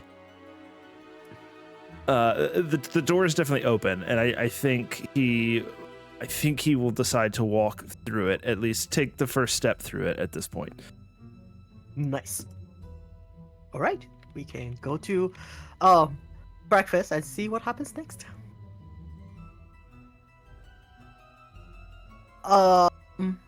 Yeah, everybody else, you can convene like during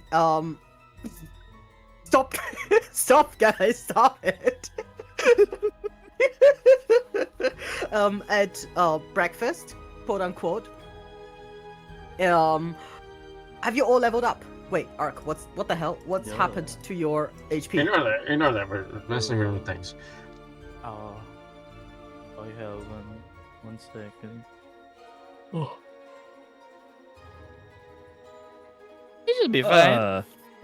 Should Tell wait on his level up to do it, or Up to you. I think Warlock would be a good choice right now, given that we Yeah. are going to roleplay it in a bit. that's But you kind of can what I was get- thinking was. You can get your character sheet in order for sure. Okay. Because I'll get another spell if I go another Warlock level. So you are taking another Warlock level? Yeah, I mean, assuming sort of reading between the lines on that interaction with Tasha was that's what she wanted. Oh, yes. Okay. Then yes, Wait, I will. Ark, what happened to your HP? How? Oh. Oh. I think I know what happened. Which also means you're not attuned to the docent?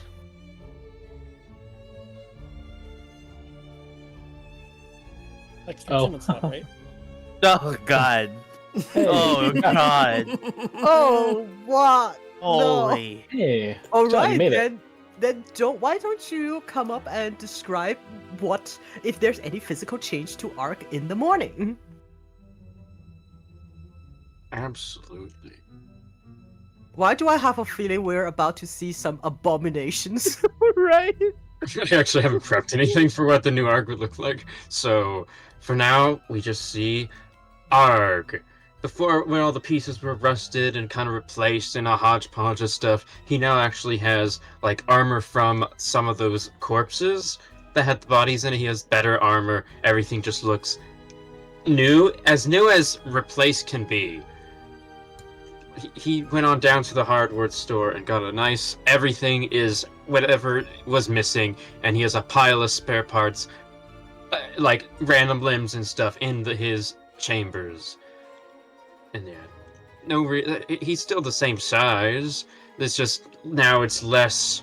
So it's just C3PO without plating before, now it's C3PO with plating. Yeah, with plating. He's not gold plated or anything like that. But all his insides are covered up now. Yeah, before like there'd be wires hanging out of his back or something. It's all straightened out.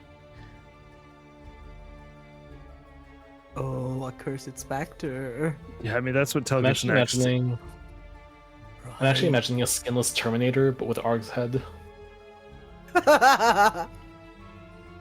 Alright, as you come down to breakfast, Mordenkainen is very eager to hear what happened last night. Same as last days. They do comment like, we did not expect you back so soon. So, why don't you regale us with what you did?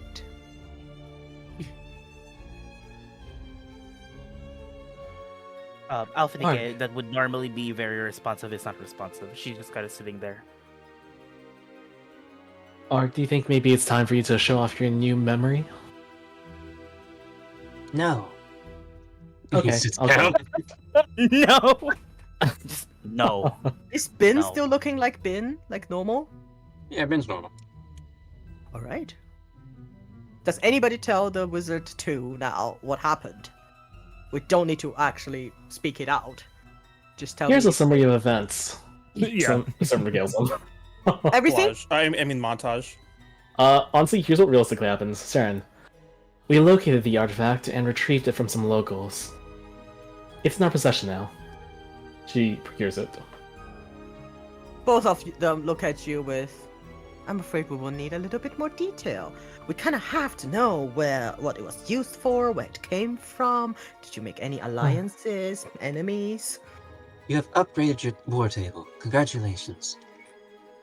Oh, what now? Oh yes, that's the other detail. From the corner. Hello. Tasha looks at it as like it's trash and she wants to incinerate it, but then she thinks, no, I don't want to cast a spell and take necrotic damage. The item, the piece of the staff of some parts, was being used as a power source of kinds, as well as a docent, in case you're familiar with the term. It houses a sentience even now, which may eventually come back into play, but at this current moment appears to pose neither threat nor benefit. We did establish a link of some locals, some Warforged, but they do not appear to have cross-dimensional abilities to travel, and they seem to be in no appetite for battle. I doubt they'll be of any use now.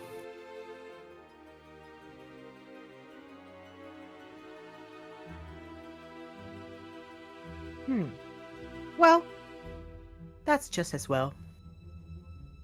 Hmm. Well, But that's just our side of things. We would like to know more about what you've discovered as well.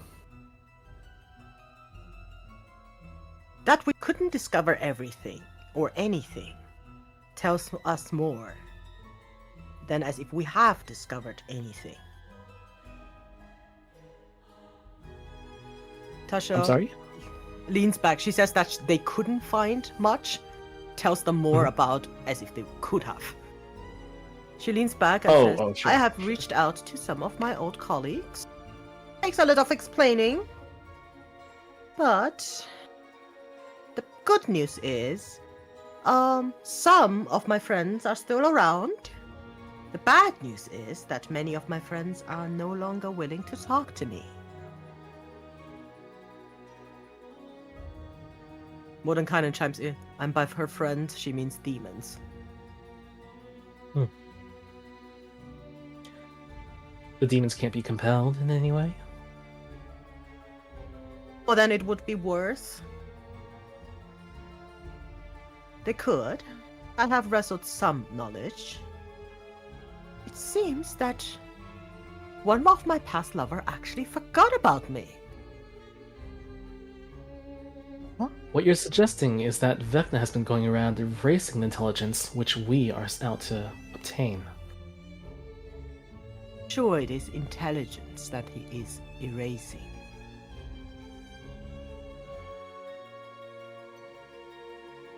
I have not come to a final conclusion as to what made them seem to forget. It's no spell cast on them, I've checked. And it seems there's something more. Something that is uncertain. No theories? You I have are some. Tasha, after all. I have, I'm just not ready to share it with you right now.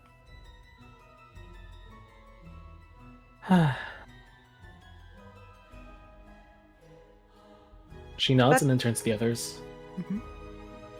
Mhm. Sorry, the other wizards. Wizard. There's one other, Mordekainen. She turns to herself. She turns to Mordekainen. Mm-hmm.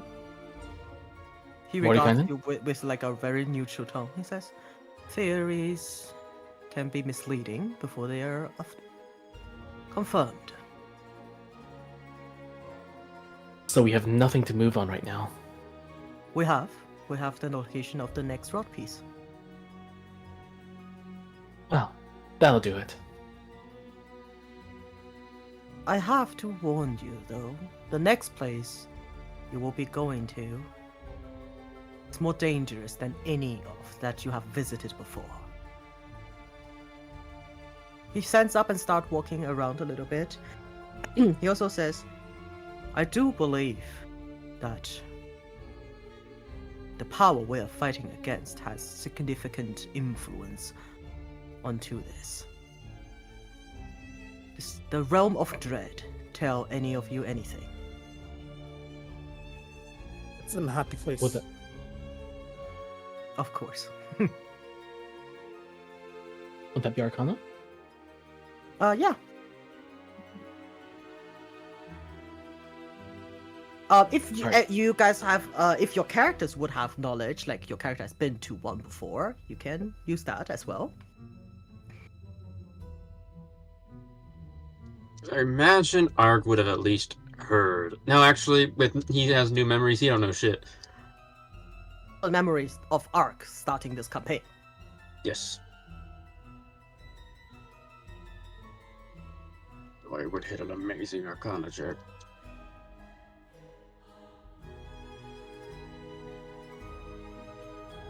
Anyone else want to make a check or so?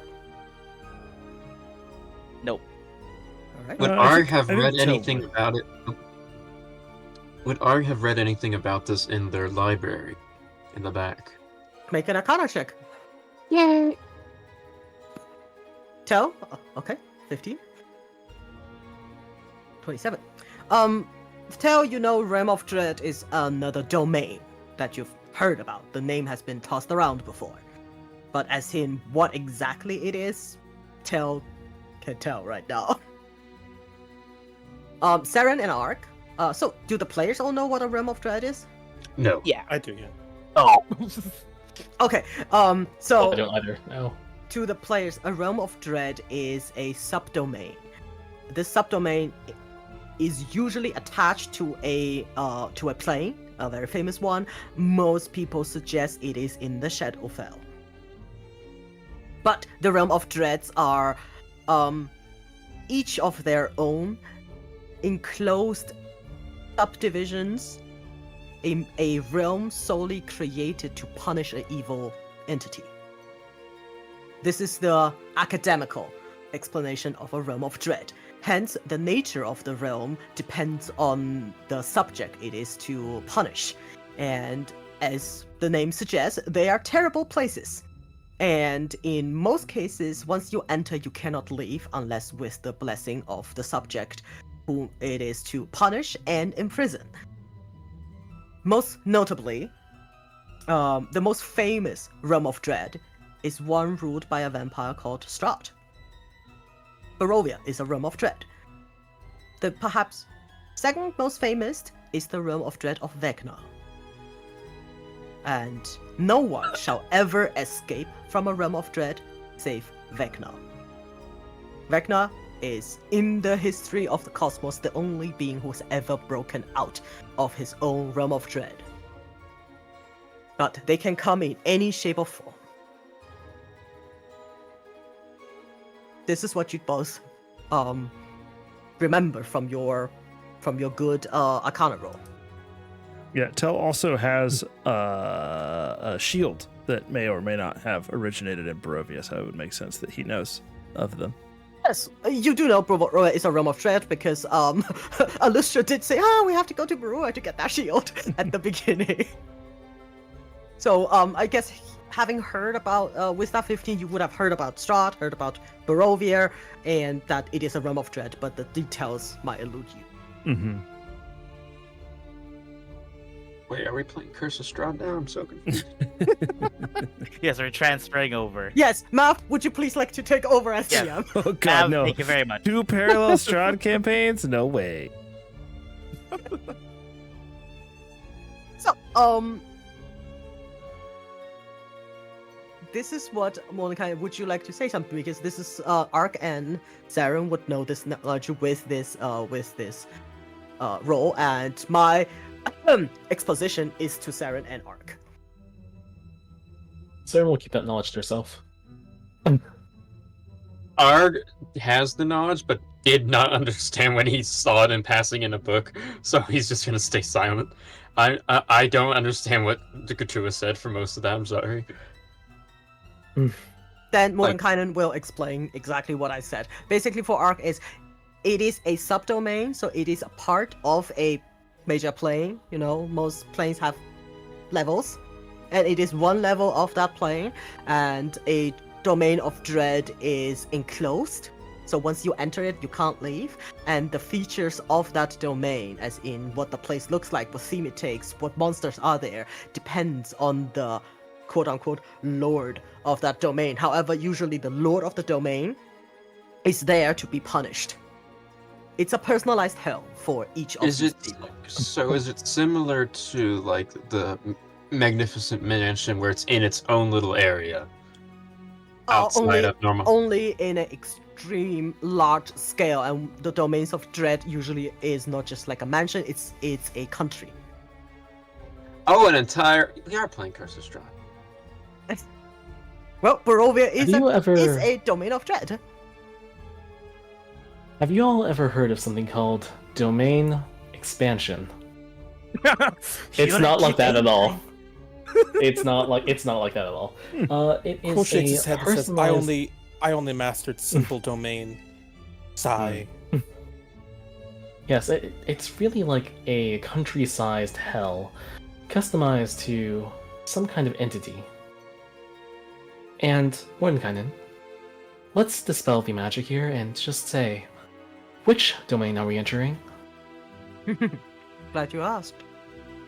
Well, where would it be if not in the most famous one of all? It's in Barovia. Draht's domain. Mhm. Oh, okay, that was actually it. IKEA.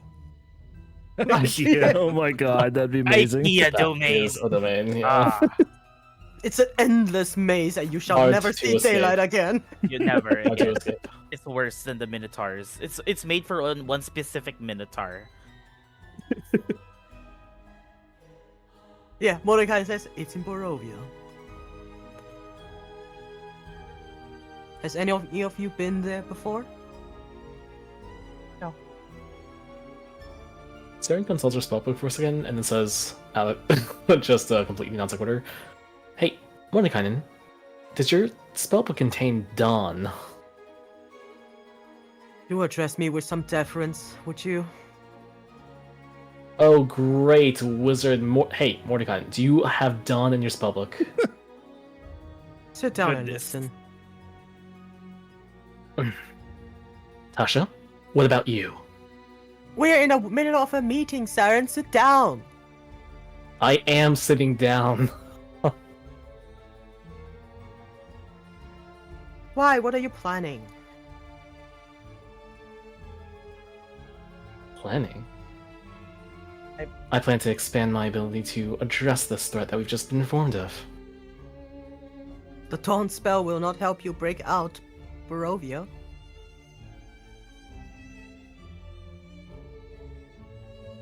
Alright. Proceed. We'll discuss the details afterwards. Well, it just so happens the details are much to yourself. We have located it in Barovia, in a place in the village of Barovia. However, there is a discrepancy in our divination, or let's say in my divination, that we're not sure in which time this happens. You see, the domains of dread exist in their own little pocket, and time is for them but a elusive concept. That also means that when you enter, we will have no way to retrieve you. You will have to fight your way out yourselves.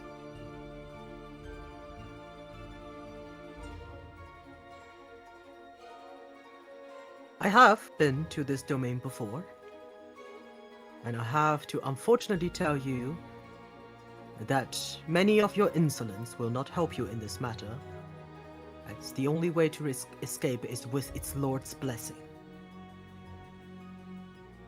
Tell pipes up. He says, "So you're saying that we have to get in there, find what we need, and then convince this The vampire lord Strahd von Zarovich. vampire lord to let us out?" Exactly. Or you can kill him. Tell holds Oh, up okay. his Tell holds up his shield, and he says, "I know of some folks that tried that once. It didn't go so well for them." Many.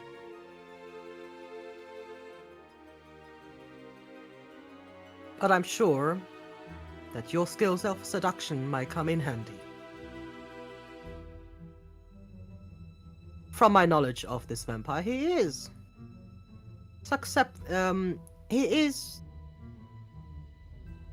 He can be flattered. Tell says, "Well, flattery is an expertise of mine." And now, in the back of Tell's mind, he's going, should I brush up on my flattery skills, or should I agree with Tasha and empower my magic?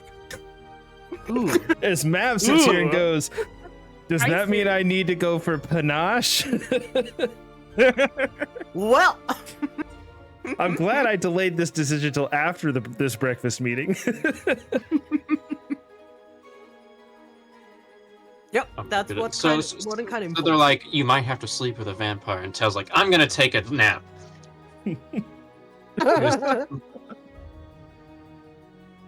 He said flattery, okay? We know Yeah, we've just seen flatter his different parts of him. Oh god. Oh my god. Holy crud. It's so time. We're so in it, baby. We are so in this.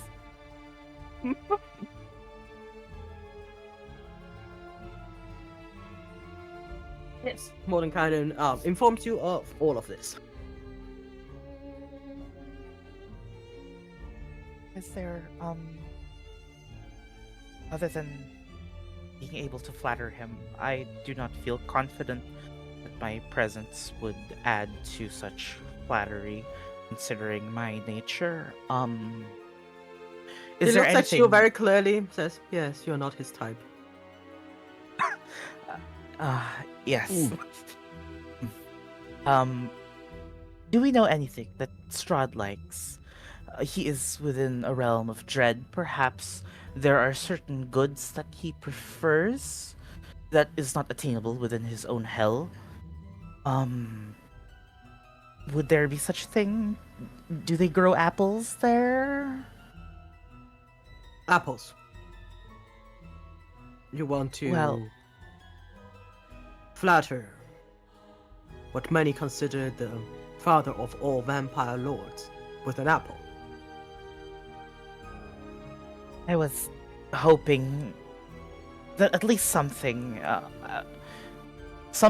that we could bring him that he might enjoy in the event that we do not please him very well.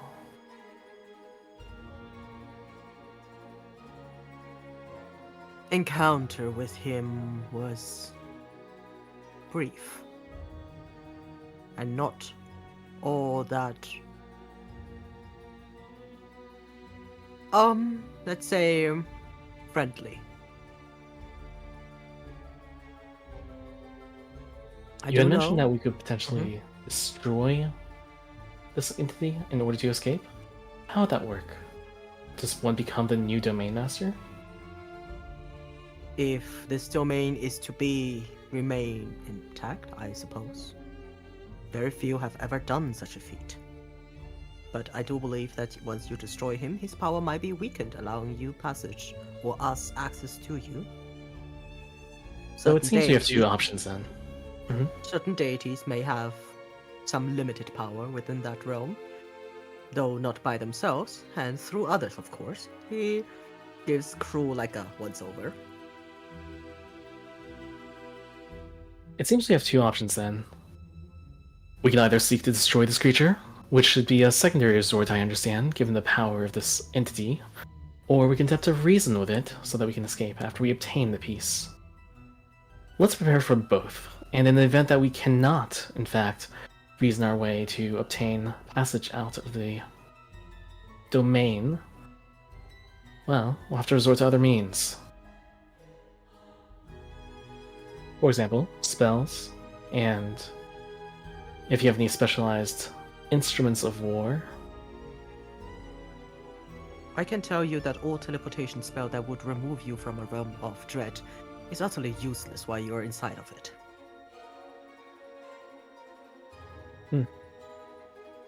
Plane spells such as plane shift will not work. Teleportation does Do not you work. possess the spell Dawn or any other spells that produce sunlight?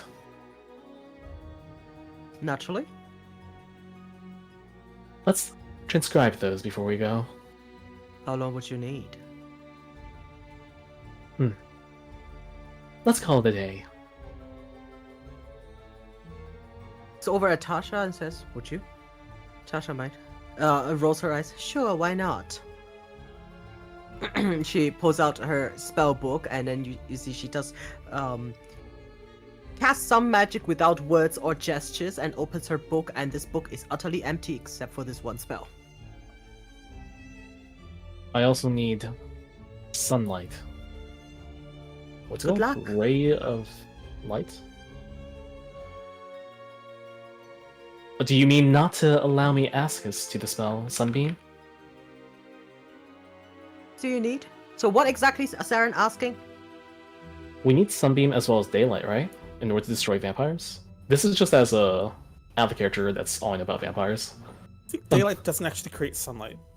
Daylight doesn't create sunlight. Sorry, it's just not bright Daylight. light. Dawn. Dawn and Dawn and Sunbeam. Sunbeam do create daylight. Yes, they will not be instantly vaporized, as the two wizards will tell you, but it will do. It's radiant damage, so yes, it's damage. It will destroy them.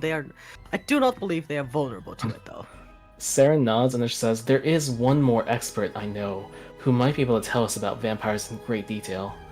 And then she turns to Mav, the player. Looks to the screen into your Too meta soul. for me. This is too meta for me. Let's keep it in game, please. If it is required, Saren, I can prepare such spells. Excellent. I'll take advantage of it too.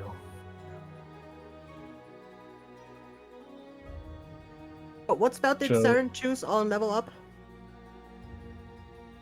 Let me check. Saren obtained the spells Crown of Stars, Force Cage, and Lightning Bolt. No, you choose 2 spells on level up. Which 2? We get 3 spells in this campaign. To decide that because there are no spell scrolls. Did we? Yeah, you did. Yeah. Yeah, it's somewhere Initially in we like said the 4. upper- Yeah, initially we said 4, but then we conferred and decided 3 would be better. Ah, okay.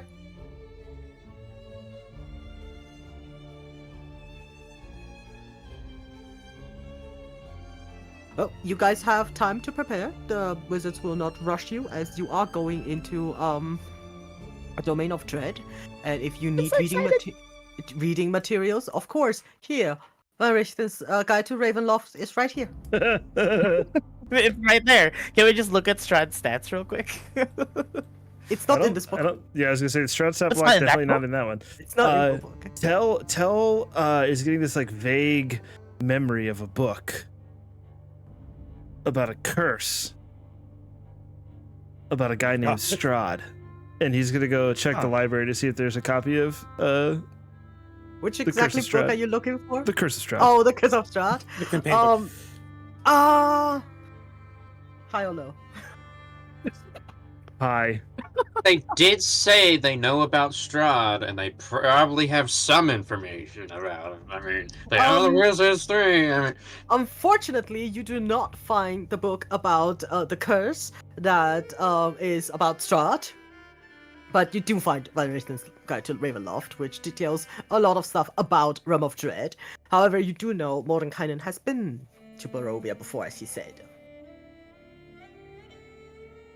As I know So it would be about called- the campaign guide Curse of Strahd, and I know that Matt knows. I'm sitting here looking over my shoulder at it right now. Please, please, I will have to beg Math not to win a game because he knows definitely more about that campaign than I do. I'm going to. Yes. You're trying to all try. will be well. Oh, Oh my god, you Mav can command lore. Oh my god, yes. wait until you see to which part of Barovia we go. Oh Math, you're gonna God. flip. Oh boy. I think You know what? You find a section of this, like an incomplete version of it, like the first couple chapter, and then the book got torn off. yeah, or it was just a few pages that were torn out of the book at some point. Yeah, something like that. Like, and just the pages are on the shelf now, not the whole book. I think Tell would actually now that we've had our breakfast and breakfast debriefing. I think Tell would pull Tasha off to the side and say,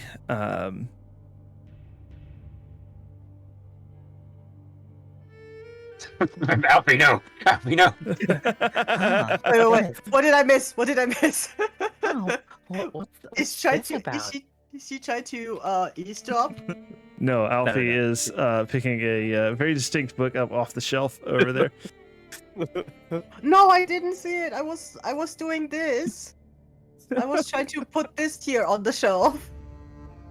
Oh god, where is it? Which thing on the shelf? Wait, I'm too zoomed in. Gotta zoom out.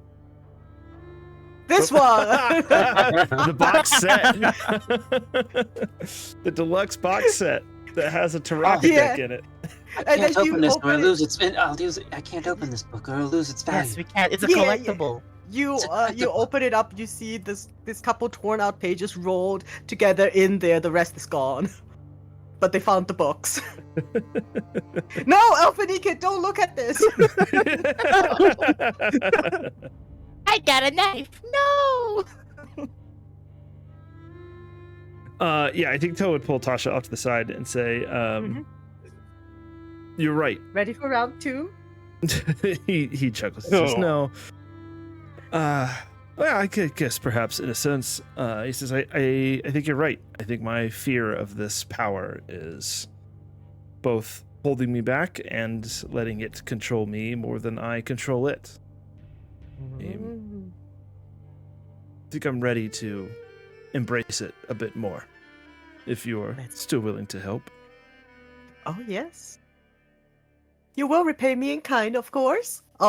She, like, without shame and any attempt to hide this, takes you like by your you have like this neck ruffle thing, Mm-hmm.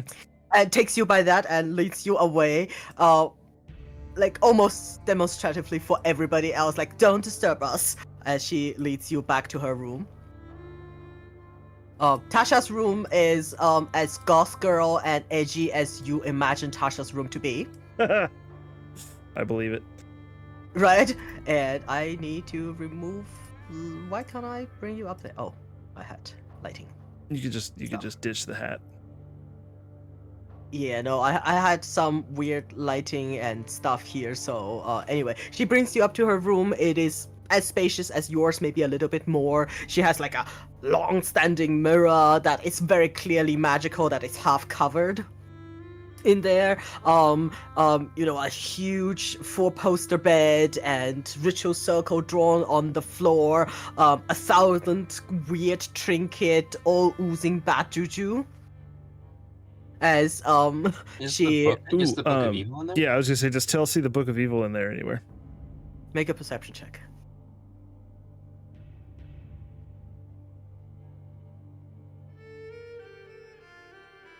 You do 25. not see it.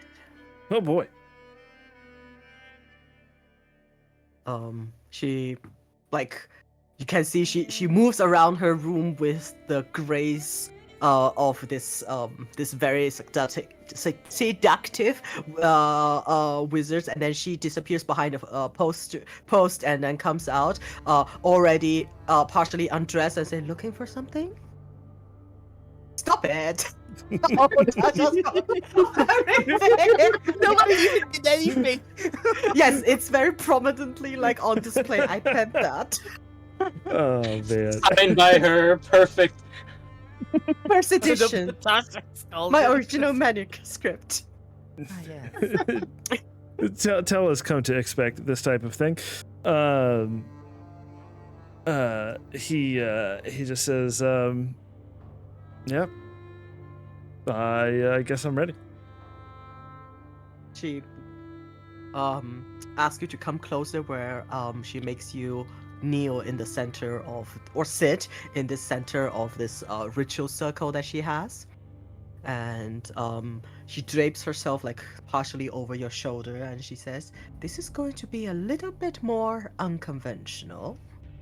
Illustria Sanctum is well guarded. I would like to summon your sword. Yeah, he'll summon it and kind of hold it out. So I think he's probably sitting cross-legged, and then sort of holding the sword across his palms, palms up, kind of out in front of him. Your sword appears. She says, do not fear it. Imagine this sword is like me. Powerful. Perhaps not exactly what you wish it to be. But in the hand of one who has the will to dominate, such things like to bend to your will. As she says, you can feel the sword vibrates with the resonance of her voice. And as you touch it, I would just say make an Arcana check now. I'll go by it. You clearly feel the power of your sword. You are a Hexblade Warlock. Does Tell know where his power comes from?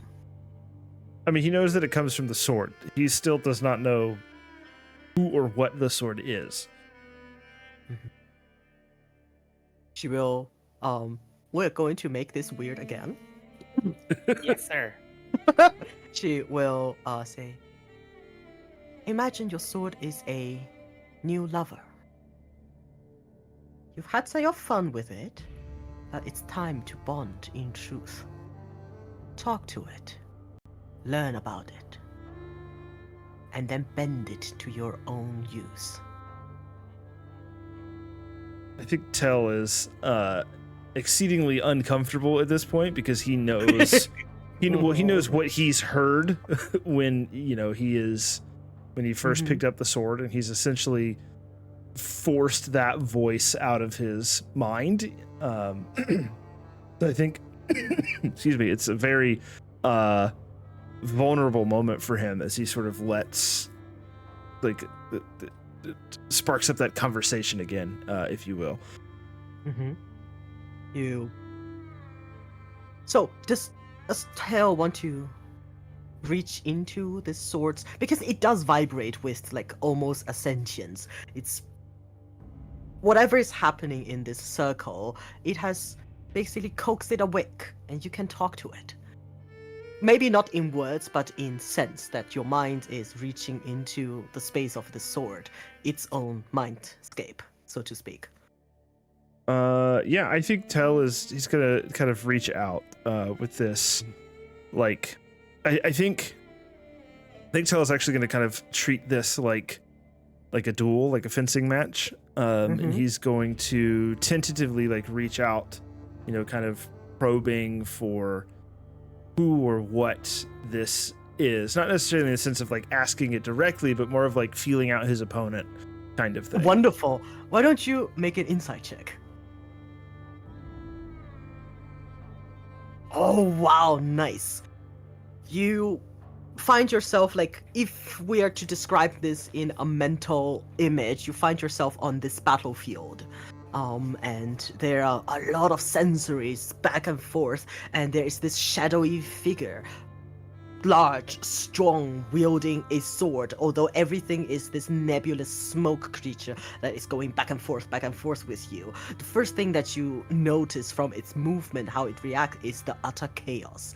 It is utterly impossible to anticipate its next move, as fencing usually has. It's one part of it.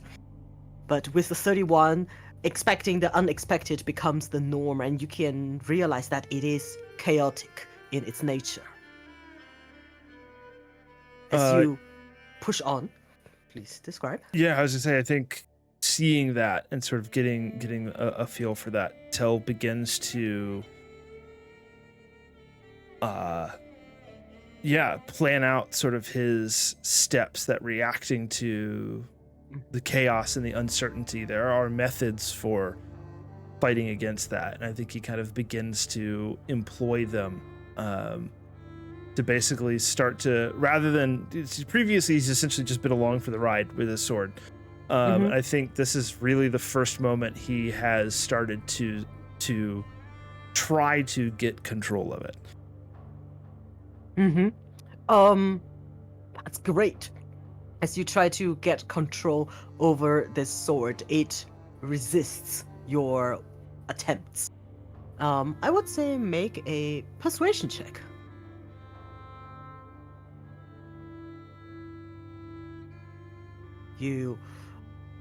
As you push forwards, the sword pushes against you, and you start to notice a pattern in its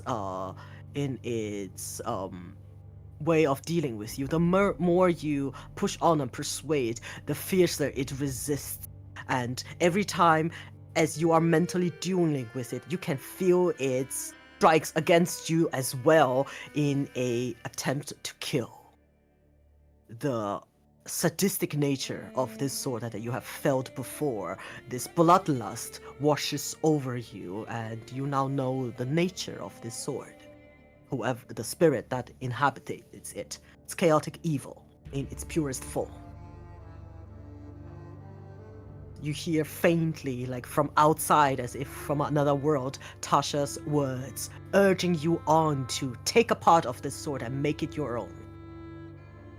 You have many ways to learn from this sword.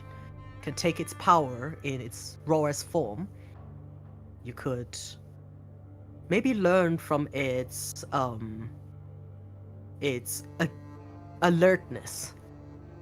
You could learn magic from it. Is there anything Tel would like to take from this sword first? I'm kind of thinking mechanically here as far as like taking the warlock level. I think he would reach for the sword's ability to. Actually, I think this is it here. Tell is going to reach towards the sword's hunger and its desire to destroy and take, essentially. and he's going to lean into that, and he's going to assert his will over that to learn the spell Vampiric Touch. Nice. Nice. As you do that, you can feel at some point as you block, your hand touches this smoke, and this smoke like crawls up your finger and seems to zap the life from you to heal itself. But you know what? Just make another pure Arcana check, please. You know what? Which skill do you think is more appropriate here? Probably Arcana, because that Yeah. Tell is again sort of has unwillingly learned magic at this point, and this is his first instance of trying to actually sort of willingly do it. And it's not a great skill for him, but so I think that sort of works. You feel the magic seep into you with a chuckle. You did not take it. It let you have it. And it's like you try to learn something from a teacher and they're like, oh, here, take this morsel. And it feels unsatisfying. Tasha's voice come into your mind and she says, more. Harder. Take what you want. You can take something else, because this spell you do learn. You can take either like its will to attack and to kill, which gives you maybe attack bonuses and damage. So basically, mechanically, is you can take a feature from this patron. Okay. You can take attack bonus, or you can take something that is uncertain yet, but it might benefit you.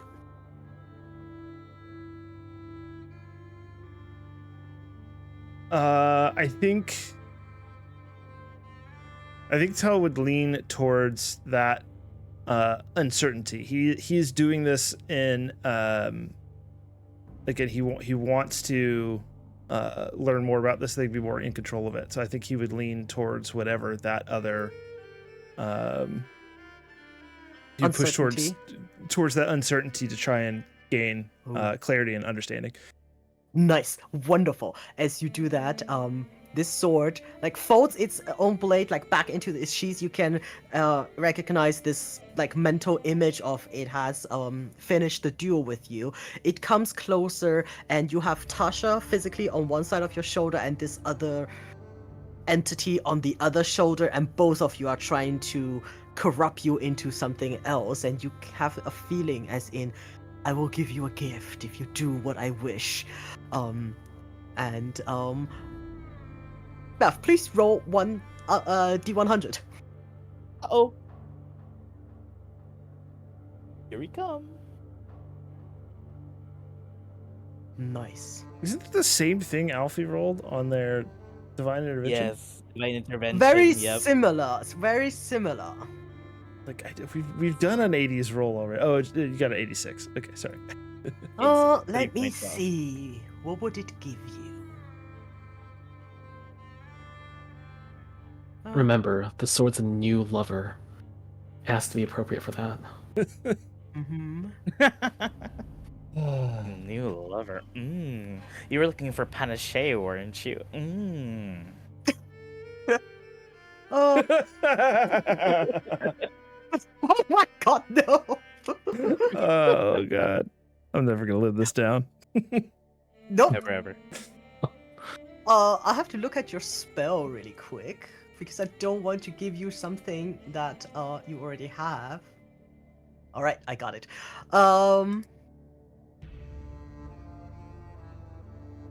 You learn a spell that so you feel something within your own heart. It is greed. Pure greed for everything and anything in the world. And in that moment, you understand how to manipulate the greed to manipulate others. You learned the spell Inside Greed. and you can use it once a day, and it refreshes at dusk.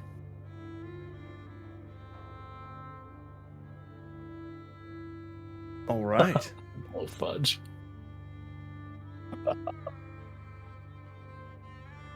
Oh. Quick spell. Inside. Thank you. Beat me to it.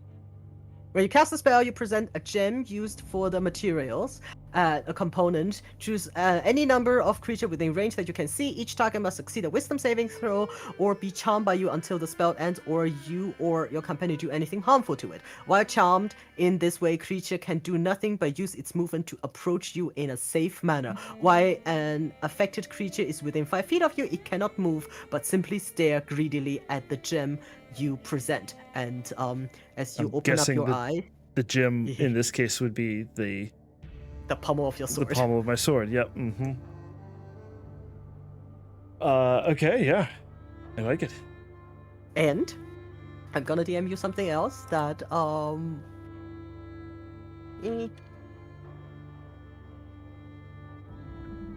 Mav, I'm also gonna DM you something.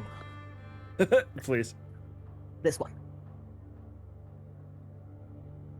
You have to now homebrew it yourself. Okay. Ooh. Is that to my existing functionally rapier of wounding, or Okay, awesome. Oh, thank you, Saren.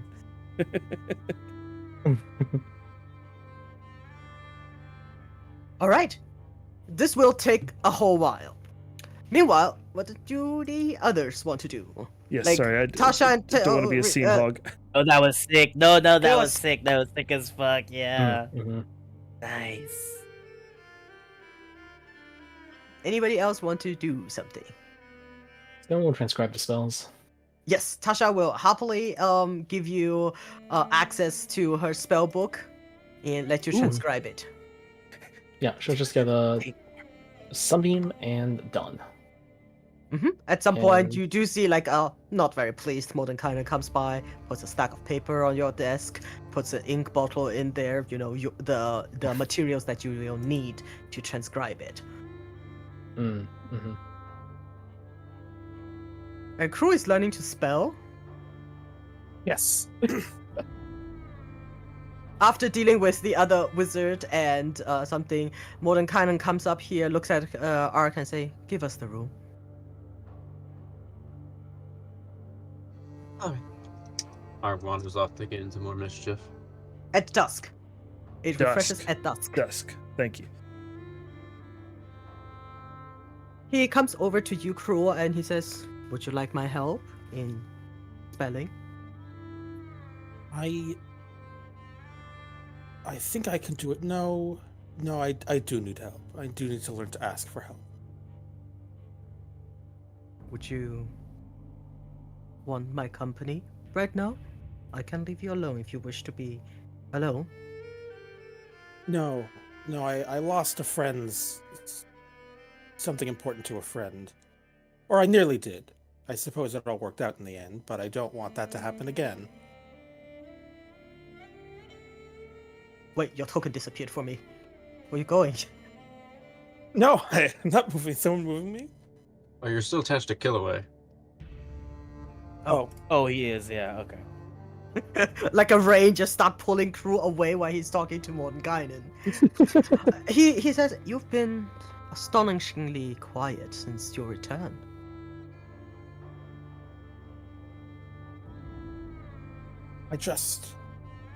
I'm supposed to be, the warrior of light, and time again I feel like I failed my friends, like I failed my friends so long ago.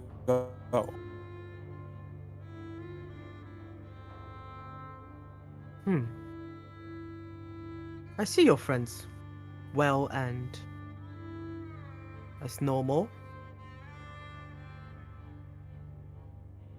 This fight that we fight, if you blame yourself for everything, you will break before the end, Crew.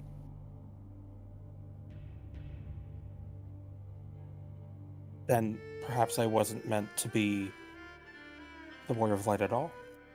Perhaps I'm not meant for this. Perhaps not. If you were not who you are, what would you be?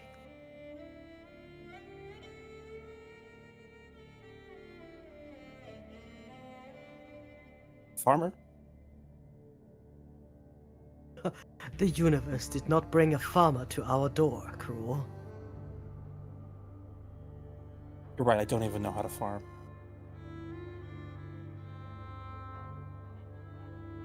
I do not believe that you are meant to be this warrior of light.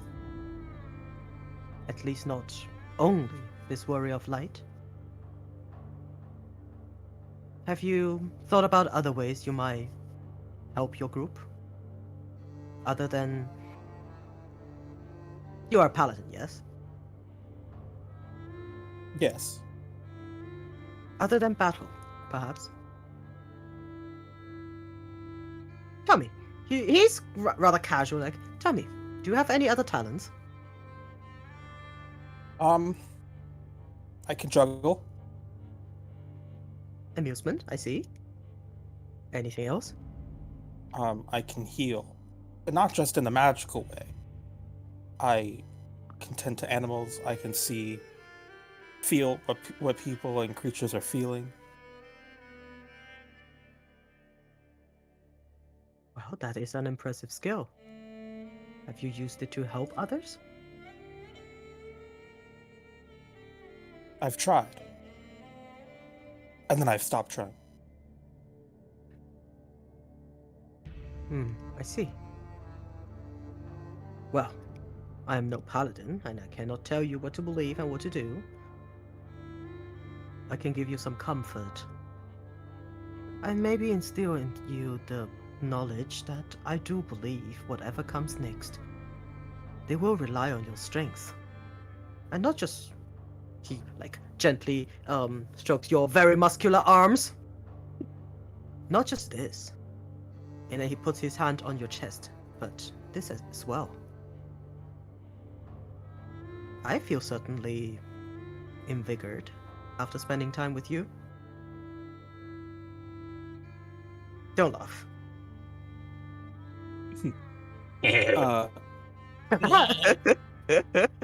Wait, Selfie over there reading smart?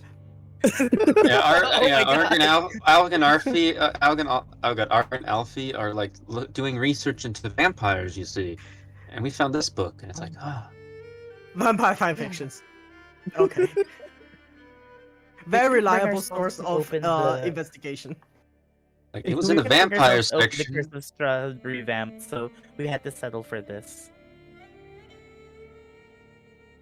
Yeah, back to Crew and Mordenkainen, and he says they will need you. Why have you chosen me, Crew? Because you are wise. You are powerful, yet your power hasn't corrupted you like Tasha. Oh, don't let her hear this. Oh, I'll tell her myself. I would like to see that happen. Oh yeah? He walks over. No! Oh God, for everybody's sake, please stop. You know what? He says no, and then he leans back to watch this. Oh Yeah. no, Yeah. Mordekainen. Mordekainen has doomed us all. I have something to tell you. You realize Tasha is nowhere to be seen. Oh, thank God. She's upstairs with Till. Ugh, I'll leave her a message. You do ascending like in the middle of her ritual with Till. It's like, Tasha, your power is corrupting you. Toss it into the fire. Destroy it. Yes, with Mordenkainen, he does seem like concerned with your state of being, but as always, he is not like Tasha, who will actively to veer you into a certain direction. And he is glad that you do not find Tasha. And he says, "Are you sure this is why you chose me? Or is it because I am the only eligible here for your taste. No, I would pursue Illustrial if she were not married. Would you? Well, I've already chosen you, so no. Not that people can't choose multiple people, but I find myself choosing you. See over here. And you can see that there's an unreadable expression on his face. Like he's not happy with what you just said. He says, well, if you truly have chosen me, then I would that your eyes are on me alone. I do not like to share. Very well, I can give you that. But you do also understand that I am not just your lover. We are here at the brink of destruction of everything that we've known. How can I help you to focus and take heart? Even I understand that a paladin who does not trust in himself is no more than just armor and a sword. Tell me, how can I help you? I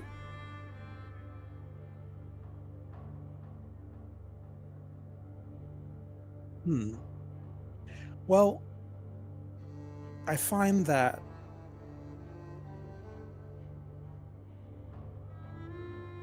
I uh I have strength and I have magic, but I don't have spiritual might.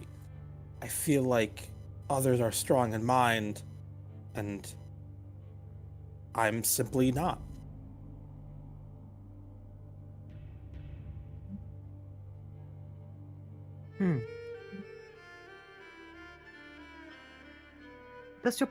Does your faith not protect you? No, this protects me.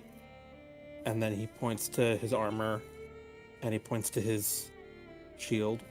And then he does a double take at his shield and he's like, wait a minute. Is this from Barovia? It is. Huh. You see, this is what I'm talking about. I'm very slow in mind, and I wish I weren't.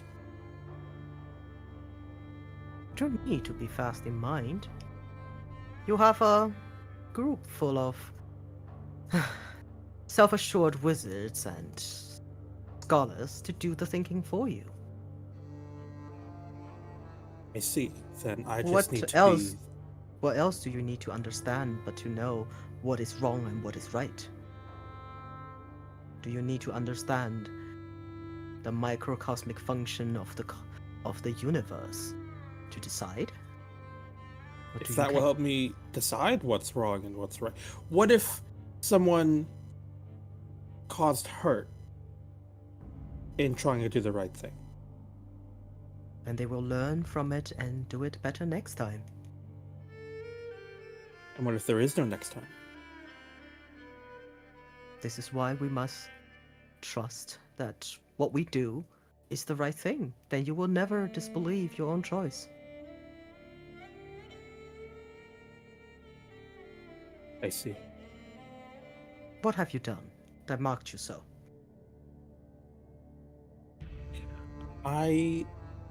He looks wistfully around and at non-existent windows, and he brushes his hand against the shelves, Mm-hmm. and then surprisingly, for him, unexpectedly or uncharacter. That's what I'm looking for. Uncharacteristically, with rage, he smashes a shelf, and he says, with a group just like this, I was the leader. And I led them against an evil man, a lord. And not just them. Everyone they knew was slaughtered. And he turns to look at Mordecai and he says, had I not been so uppity and upstart, trailblazer,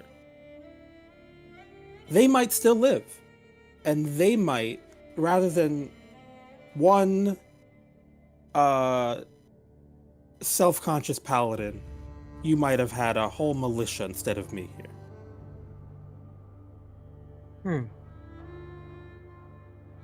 Had that happened, the universe will be one less of a warrior in times of need. What could we do with a militia? Instead, we have you.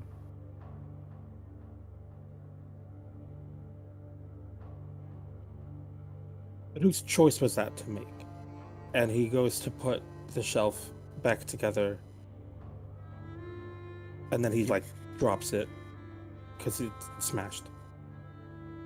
Indeed, whose choice it was. Perhaps it is a accumulation of all your choices before that had brought you here, made you suitable for this very task. We do have to believe that what we do is for a good purpose. For a reason. Even if it's not the purest good. Evil and good exist for a reason, and it is in the balance that we find meaning.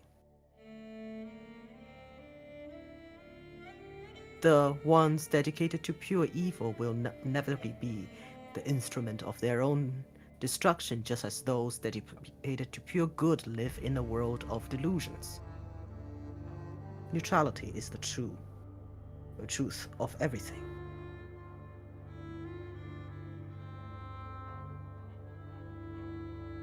Maybe that is where you might find your center.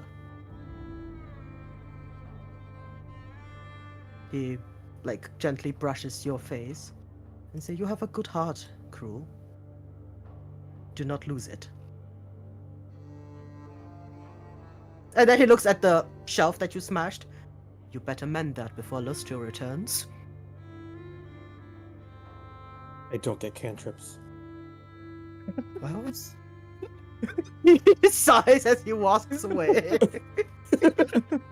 that was like the perfect closing. I don't get cantrips.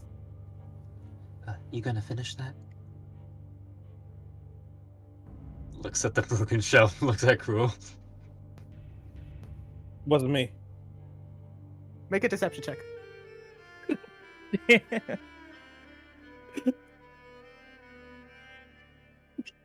Art, what's your insight? Oh god, passive insight of 14. Yeah, he lied. Looks at the splinters all over his robes. Yeah. And gives him a little pat on the knee. That's okay. And he'll use wood carving tools or something to fix it in 10 minutes. Okay.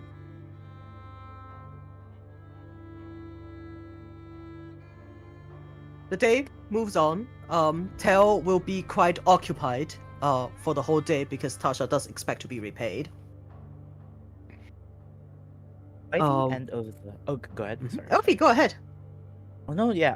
If the day would come to a close, They I think don't really Alpha expect Nico- you to Yeah. start today. Yeah. If the day will come to a close, she had recently meditated, and by meditating I mean just blankly staring at Yes, the I smut book for no consider reason. fanfiction reading meditating as meditation as well. That's fine. Yeah. Did Yes, we learn anything from absolutely. these? Did we learn anything from these sacred texts? They sparkle in sunlight. In the sunlight. And damn. and for some reason, despite their eternal life and their absolute superhuman intelligence, they would still like to go to high school all the time. You know, the most toxic place of all time. So Yeah. coming from that, they really like drama. Yes, they really like drama. All right. They're one for theatrics. All right. Take notes. Art. Never mind. You are the notes. Um. Say, Arg, I think I'm going to leave this book with you to maybe analyze.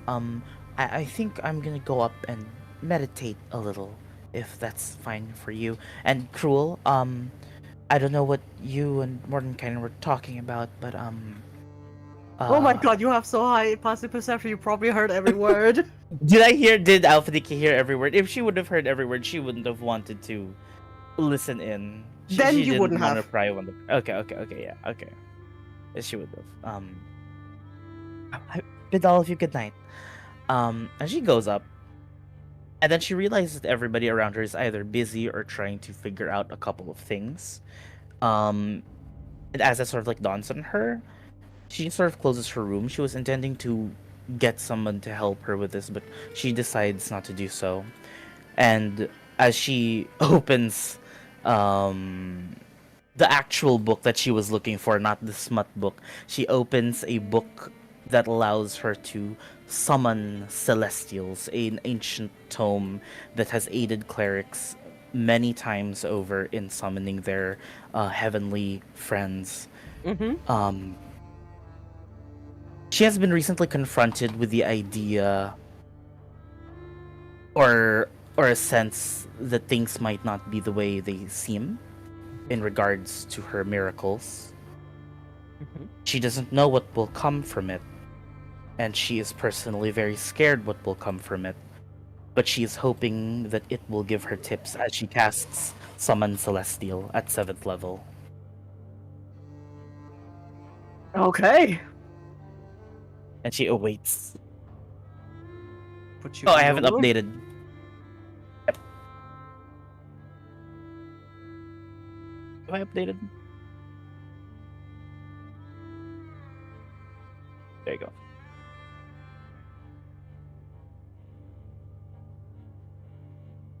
Okay, you want to summon Celestial. Very nice. What do you mean I don't have it prepared? I have it prepared right here. Yes, I would like to cast it. Thank you.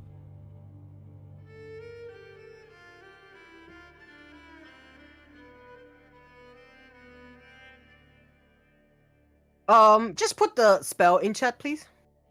Okay. It's -I, right? Dash I, yes. Okay. Today doesn't really matter because we are not counting spell slots anyway. Yeah.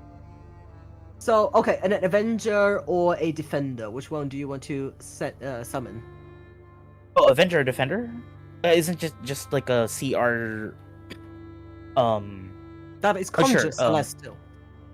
Conjure Celestial. Okay then. Oh, maybe that's why I have Conjure, not Summon. Okay, Yeah, then that's do Conjure why. Celestial. Okay. That's fine. Conjure. Okay, I don't have Summon. I have Conjure. There you go.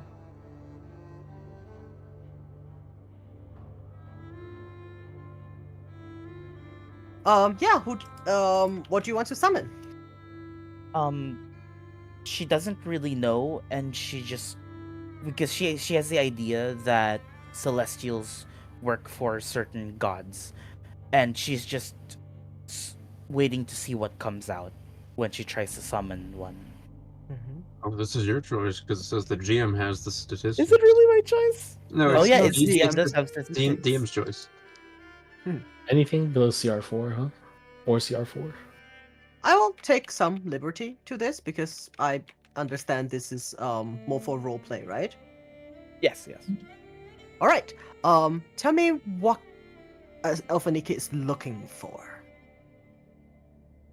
She is looking definitely for answers. She is hoping that it is something reminiscent of the Shadow Judge, her god.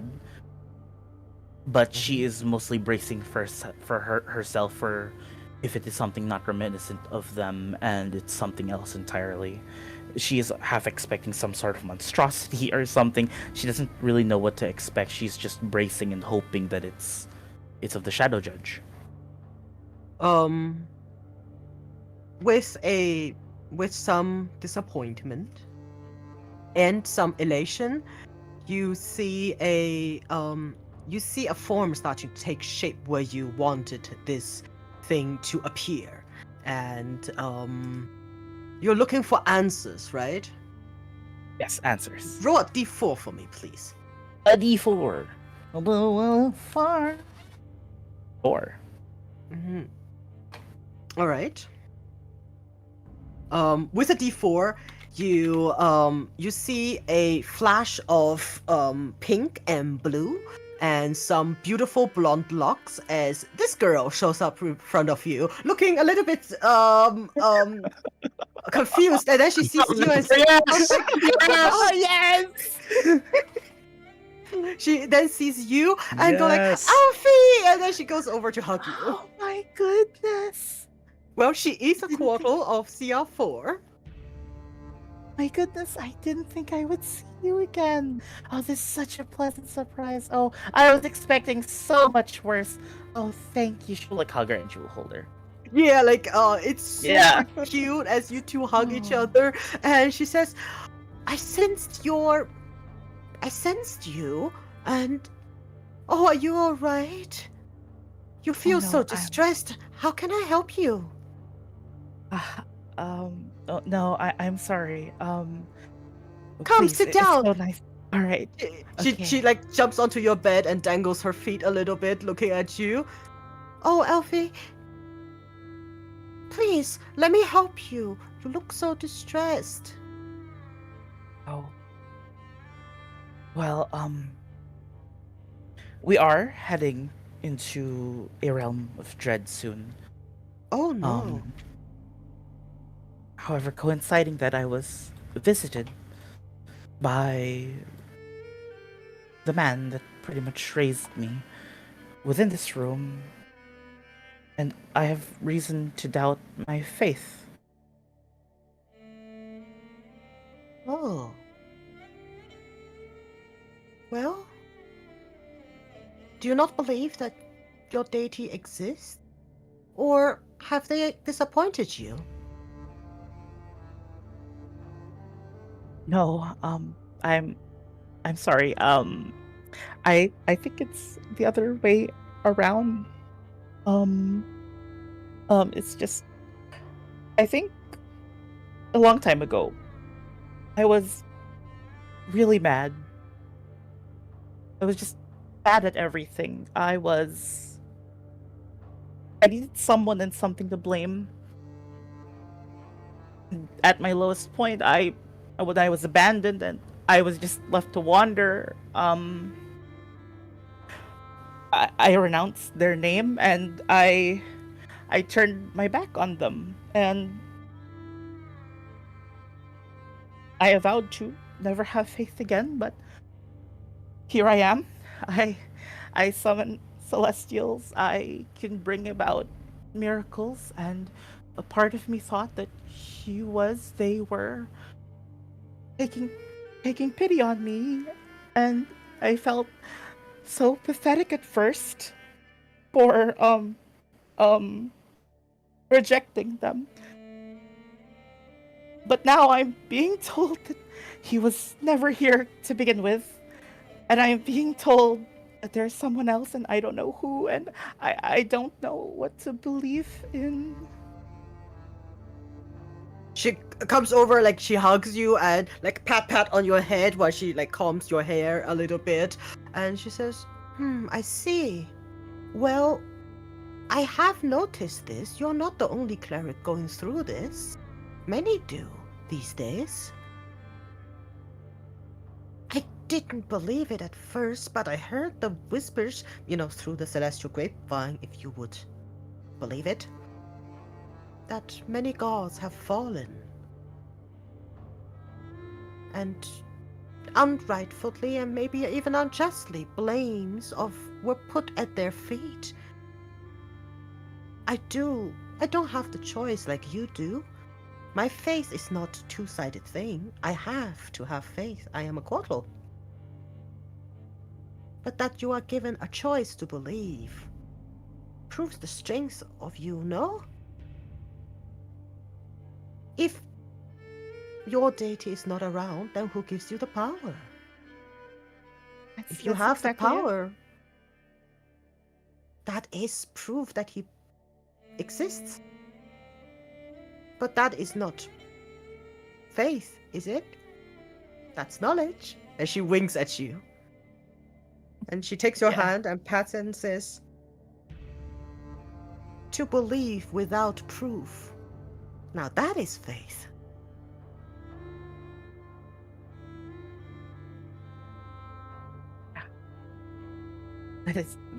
Yep, that's exactly as you say. And here I was summoning a celestial to get confirmation. Although, please don't take it the wrong way. I'm really glad you summoned me because we're Of still course. repairing the ship and I really wanted a change of scenery. No, absolutely. This was really nice. Thank you so much. Do you know the do you name wanna... of your deity? Maybe I can listen around for you. Oh, that would be so lovely. I can't promise anything though. I mean, we are stuck in the corpse of a dead god. Of course, I wouldn't expect anything too much, but he is a god. I don't like to use the word minor, but a lot of people enforce these types of words when describing certain deities of strength. He is a minor god of creation. He is the shadow judge. Yes, that is a minor god. I know of him. Oh, um, He is in the... She thinks, no, I cannot tell you this. It's not within my domain to tell you. You will have to discover this yourself. But I do know there is a path for you, and he will lead to him. Just have to have faith.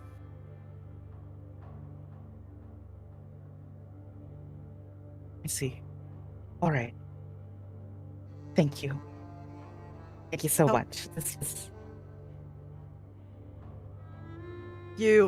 She looks at you and say, well, if you don't mind, I would like to hang out here a little bit until your magic has to send me back, because, you know, dead god and all. Oh yes, absolutely. I have you for about an hour. I can take you around. Maybe the party would love to see you again. I am so certain of this. Do you want to come down with me? All right. All right.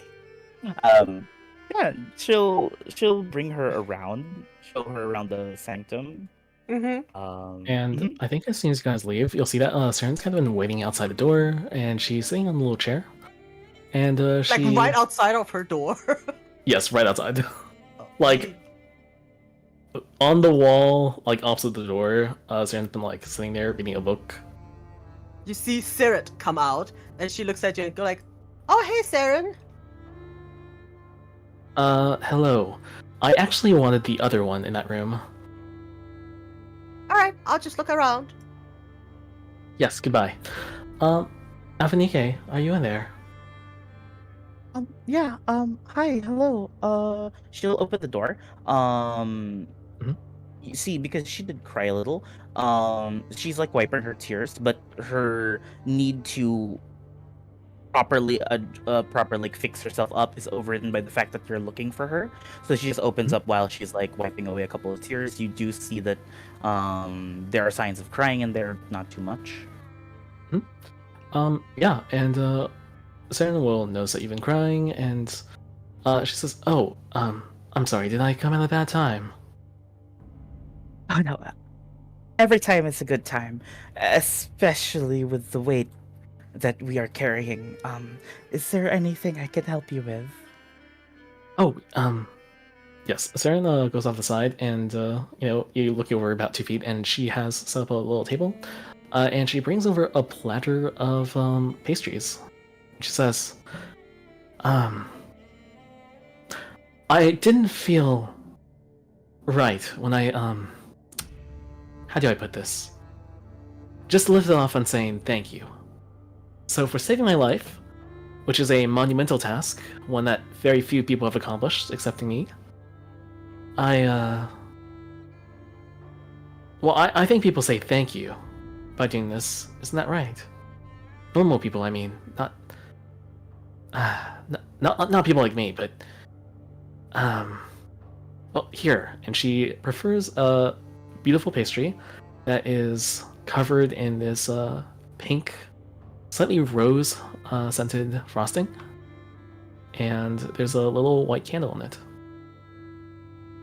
Aww. Oh, I mean, Sarah, thank you so much. This is really nice. But what do you mean, normal people? I believe you to be as. I know what you're saying, but I'm really not. I'm rather exceptional, you know. You see, I don't think Uh-huh. I don't think in the past 5 years that I can remember that I've ever felt the need to attend things like this, like birthdays that we had today, and certainly not give gifts. We've been a bit busy on my side, you know. Usually I'd rather be in a laboratory or in the library than. Look, all I'm saying is that I'm kind of new to this, and I wanted to say thank you for showing me that even in this kind of environment, in an adventuring party, that we could have camaraderie. Maybe that's the word. So here. And then she kind of like turns her head and she looks a bit embarrassed. She said, "Well, that's just one that I made with magic like usual, but I also made one myself. I tried at least. I did my best." And Sarah will pull out from behind her back a second pastry, and it is kind of a crumpled little thing. It is shrunken. It looks kind of hard. Like she is kind of pressing it, and you see it doesn't like squish inwards at all. And the frosting is this like weird kind of salmon color, and she holds it out to you and says, I actually baked that one with my hands. It's the first time I've... Give it a shot." All right, we'll try it out. Thank you. This is probably the best thank you I've ever had. To be fair, you are doing incredibly well, and she will taste the cake. Which one? The one she made herself. Oh, it tastes like salmon. Yeah. Ooh. It's literally just salmon. It's like cake that tastes like salmon. I was thinking about what I knew about you, and actually it wasn't very much, so I just made the salmon one. Oh, Do you like salmon? yeah. Well, I don't know what salmon tastes like. I suppose it tastes like this. Thank you very much. Wow, very unique fishy Oh. flavor on a cake. It's great. Oh. Say No, I'm it's glad. cake. So you're saying that I'm good at baking then, right? Yes, absolutely. I think this is a skill you should most definitely venture into. I knew it. I'm unparalleled in all endeavors. Oh, you're okay. We're back to that. No, but really, thank you. What does Sarah. that mean? What? No. No. This is. I demand an great. explanation. No, I just meant that. You have such unshakable confidence that nobody could ever wrong. That's great. I am the best at having confidence. You're right. Well, I think this has been rather successful. It really Do you wish to has. share? Do you wish to share your feelings? I understand that this is a thing. The transaction is I share my feelings and then you share your feelings, right? Transaction. Oh, we're using words like That's how friendship works, transaction. isn't it? Oh, that's what you. Oh. Am I misunderstanding? No. uh, It's okay. No. You're doing wonderful. I understand. You've been devoted to something your entire life, and nothing else has ever had any room. And so, there's no shame in learning something new. And it's not like this is something new for you. No. It's great that you have ways of interpreting this. I think it's very charming, actually. Um, mm, All right, you've said it yourself then. I'm the best at being charming as well. Unparalleled. Alright. All endeavors. when Strahd aims to kill us, I will expect a lot from you to stop him and charm him into not killing us. Yes. I'll simply stand there and he'll be dazzled by my elegance. Yes, I'm sure he most definitely would. Say, Saren, what do you Mhm. think about me and you, us? You say that there's a transaction involved. What do you think that transaction is part of? Well, I think that's what friendship is, isn't it? We're friendly to one another. I have to imagine that's what friendship is. I mean, I certainly don't remember the last time I cast a healing spell on anyone else in the party. Um, well, I certainly haven't seen it, but I suppose in a sense, in the sense of Arcana and the mechanical way, it's true, but I think friendship can be better experienced when it's more emotional. Not necessarily about numbers or transactions, it's just Huh. two people spending time together. Is that what your book is about? Where did you learn that? And if she kind of points over at the nightstand where you have the vampire book. Ugh. Is that research? Technically it would be. Apparently vampires sparkle in the daylight, don't burn. Though I should know better because I've killed vampires myself. She'll take the book and she's like, I haven't read it thoroughly. I don't know what it contains, and I don't know if it is PG friendly. Do you want to read this with me? She ponders this. Buddy read. Yes, two girls together reading sexy vampire fanfiction. What can go wrong? If After- this is not the absolute bonding experience, then I don't know what it is. What is? Saren ponders deeply and says, you know, if in the story the vampires sparkle, I don't think it's going to be an accurate source of information. Tell you what, Daphne K, Neither do you find a more accurate information, not a source, and we'll read that together. Oh, if you have a research paper, that would be ideal. Yes. Yes. Why did the combat music? smut. What is that?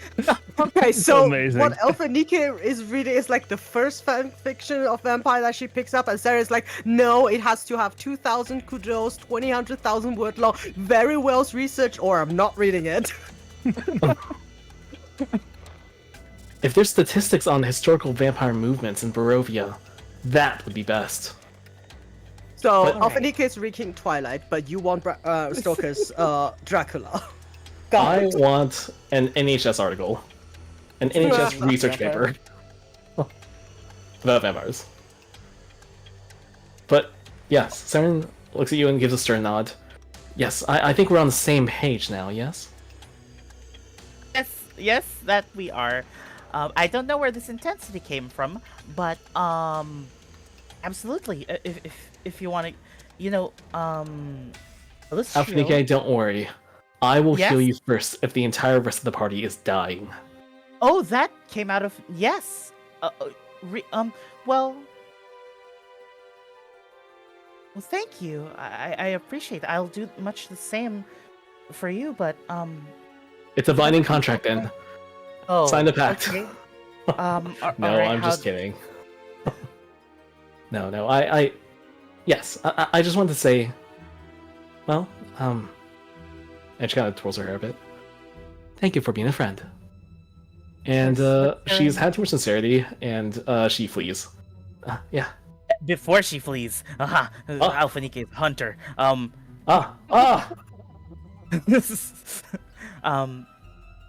Saren, if it ever comes to a point where every one of us is dying, if it gets too dire, I believe you would be better off helping the Wizard 3 Oh, than dying with us. well, um, Your talents I would be understand. wasted on dying. You could be helping them so much more. You spent all your life learning how to cast spells, cast magic. There is a reason Look. for it, and it doesn't have to end with us. Alphanike, I'll just say this. If, within our party, we had replaced you with any one of the Wizard 3, I don't think we would have gone as far as we did, as quickly as we did. So, don't put yourself down either. There are some in this world who recognize your value. But it's definitely not me! And she trumps off. We were so close! I was right there! Nice. And Yeah. Saren will go back to her room. Just runs out of the door, closes the door, opens the door, and then rush in. Yeah. Okay. At some point during the day, let's see. Tasha will release Tell as she says, like, enough. I'm gonna take a nap. And Tell you may rejoin the party at your convenience. Crew, whatever you want to do. Let me There know. was actually one more thing that Saren wanted to do at night. Mm-hmm. She wanted to cast Scrying. Yeah, expend your spell slot. Nothing happens. You have to step inside. Right. You have to... What? This Only this- entire sanctum is protected from scrying, in or You have out. to go outside. Isn't it only the circle that the Oh, spell is on oh. is free? The circle only happens if a Lustriel is actively deactivating it. Ah! She'll wander out into the city and then cast Scrying. It takes you a moment to find a door, but then you get out because you have been there before. You can wander out and find a quiet place to cast scrying. I think Saren would take her Scrying Sensor, which is a flat stone tablet. Yep. It's, A what? Her Scrying Sensor is a flat stone tablet. Okay. It looks something like a modern smartphone. Oh right, I Like forgot. a Sheikah tablet. I love it. Sheikah Slate. Mhm. Get your iPad out.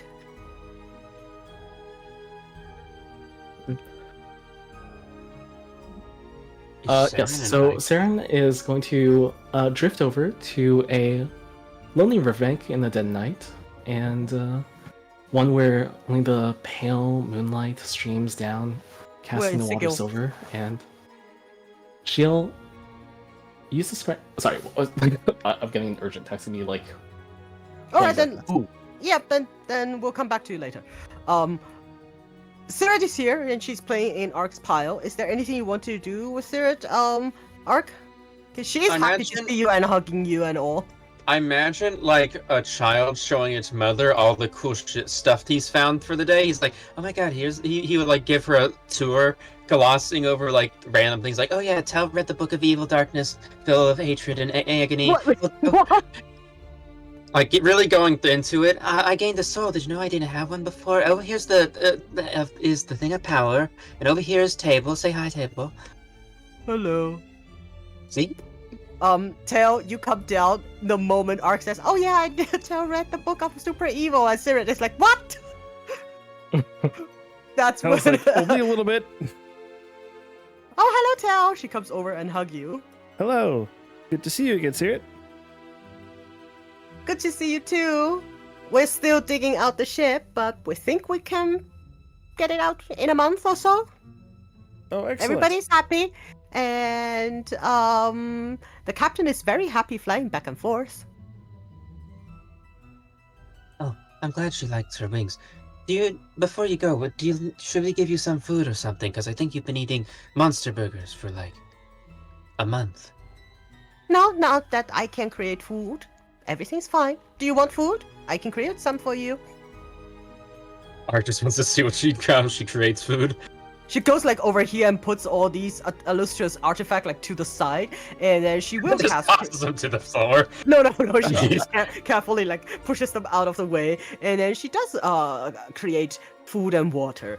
It is so she creates a table full of golden bowls with golden liquids inside. It looks like molten gold. She's like, try it. Arg will take a sip of mysterious, dubious liquid.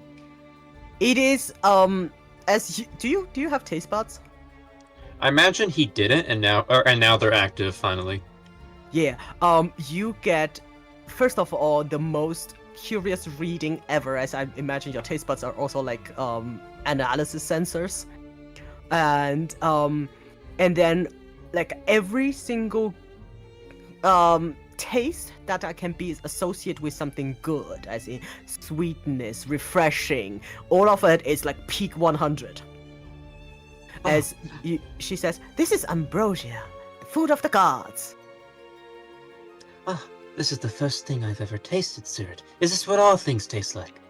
This is the very best food in the universe, as only gods would eat them. I do the best for you. So we are healthy because this is all we eat, which means most of the time this is what I do. Wait, do you mean that all other food is downhill from here? Uh-huh. Oh. Oh shit.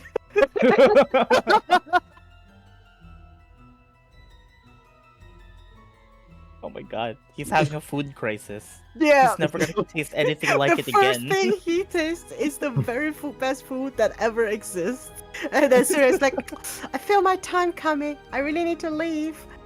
Goes over to Alphanike one last time and hugs you very tightly and say, whenever you need me, you just need to think of me, and I promise, if I am free, I will come to your aid, always. Right? All right, thank you so much. It's It so was- nice to have you again. It is, truly, as she says. You see her form start to shimmer a pale gold as her hair start to wave a little bit in the air, and after a couple seconds, she gives you like one final hug and whispers what seems to be have faith, and with that she disappears. Have faith.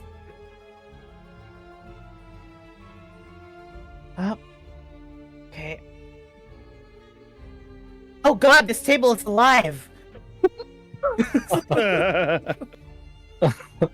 You know, there's no secrets ever if you work on this table. Oh goodness. Yeah, back to you, Sarah. We are in Sigil, this extremely busy and otherworldly place. But you do find a small, little, tranquil place to cast your spell. Yeah. And I just give me some context. What does Sigil look like? Sigil is a ring. So it's like, Oh. and if I need to describe it in very quick turn, it's like Coruscant, but more fantasy and weird. So it's It's like what? extremely Coruscant. You know, Star Wars land. Nope, don't know that. What? Uh. Oh my god. So Sigil, I need to find a picture of Sigil. Sigil is a amalgamation of everything in the cosmos. Mhm. Oh, you weren't there in the session where we actually went out into Sigil, and Oh. it is a ring. So wherever you look, the street bend upwards. So it's like a city built on the inside of the ring, like a halo. Oh, okay. Inside of a planetary ring. Okay, gotcha. Yes, and it's and one of the things is every single species in the known cosmos have a place here. You definitely do see like angels walking around having a philosophical discussion with a devil-ish. You see plasmoids fighting with gods and all of that. Okay. That is In that Sigil. case, yeah, Cyril will instead just drift into a lonely height, about 200 feet up, directly above the tower. Mhm. And she will cast Scrying. Mhm. And she will scry, I think you know where, on Mhm. that little spot in her hometown. Do you The flower focus? shop. Do you focus on the place or on the person? Yeah, let's focus on Lee, the person. The person.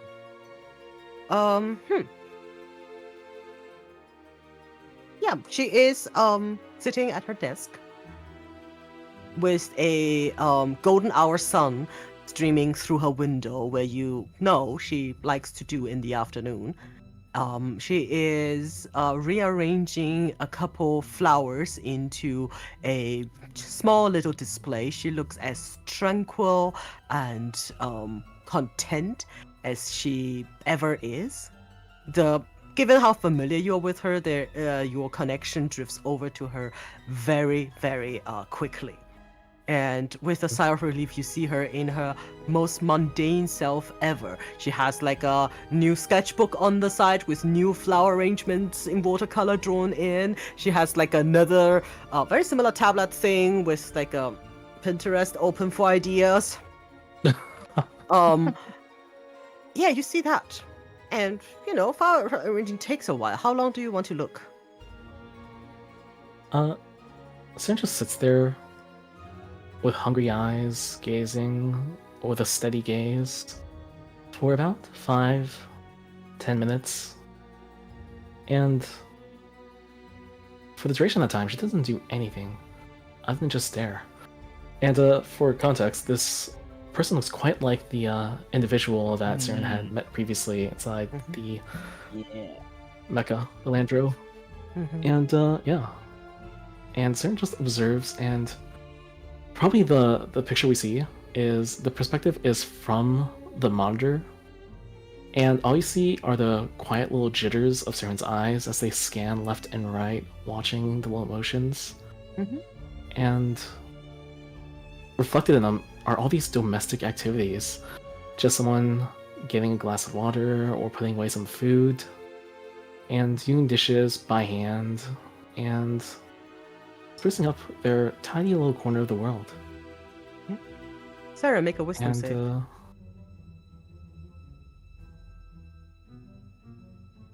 that's a 16. Fine. Yeah. And Saren You watch just sits, and after a while, the light still flashes across her face, but she just presses her eyes tight. And after 20 seconds pass, then 30 seconds, she finally opens them. You see and in front of swipe you. the tablet. Let me interrupt. Oh, go ahead. You see in front of them her room, seemingly unchanged, but you see a looming shadow fall over it. Clearly, someone standing in the door. The girl in the picture does not react until this shadow falls onto her desk, that she has no choice but to react. You see her turn around in what seems to be surprise, and then her eyes go wide with fear. You can see a hand, black, with plate armor, pointed and gauntleted, like a claw, reach out slowly to this woman, to her face, and gently run around along her perfect cheeks. And this woman seems to be frozen in fear. You don't hear anything. Oh, you do hear stuff from scrying, right? You hear a low chuckle, and you hear a voice, sultry, very deep, full of charisma and a hunger, that says, "I will be waiting for you, Saren." And then your scrying stops. And Saren tilts her head 45 degrees and frowns. Yep.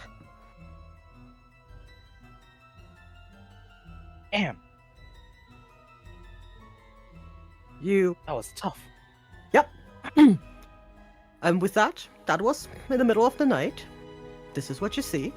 For the rest of you, anything you would like to do before we before you are urged to bed, or at least nobody urges you to bed. Actually, Tasha is happily sleeping, and Mordenkainen has gone up to his room.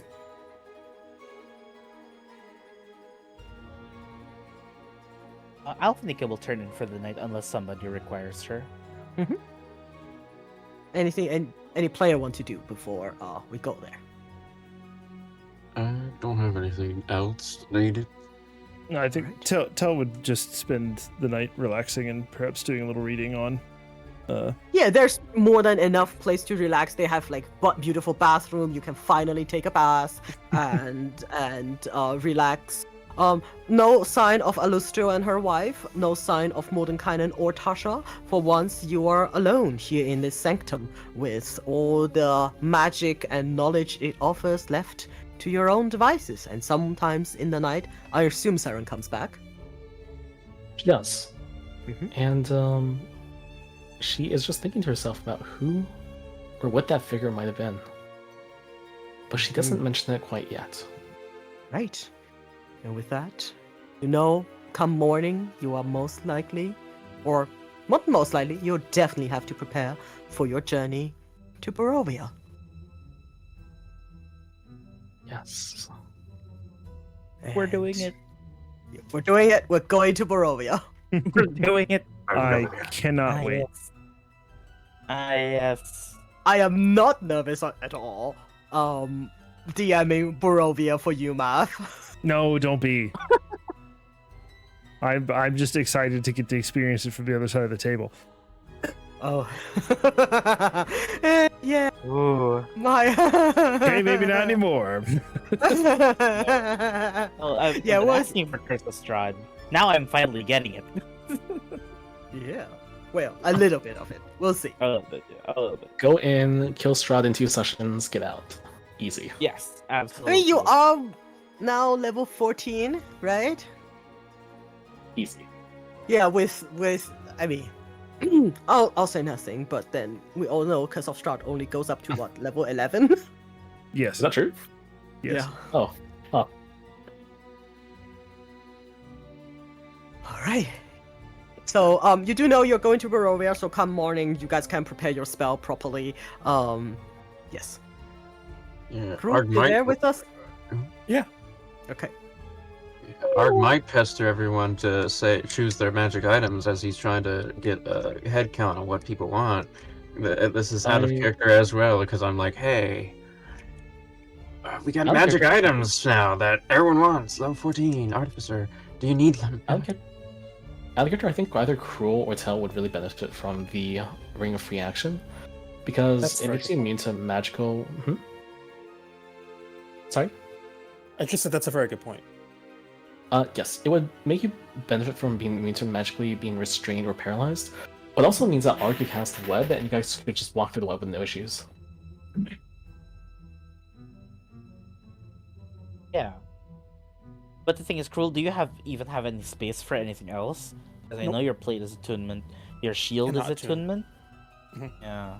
Yeah, I don't have No, any. it's Shield's not also attunement, attunement. but I have Crystal Spear, I think is Your crystal attunement? spear. Amulet of Your Devout. blade. Yeah, I checked your guys' attunement slots today. That's why I asked for the character sheets. Ooh. Yeah, good. Tell's attunement slots are pretty tight as well. Yeah.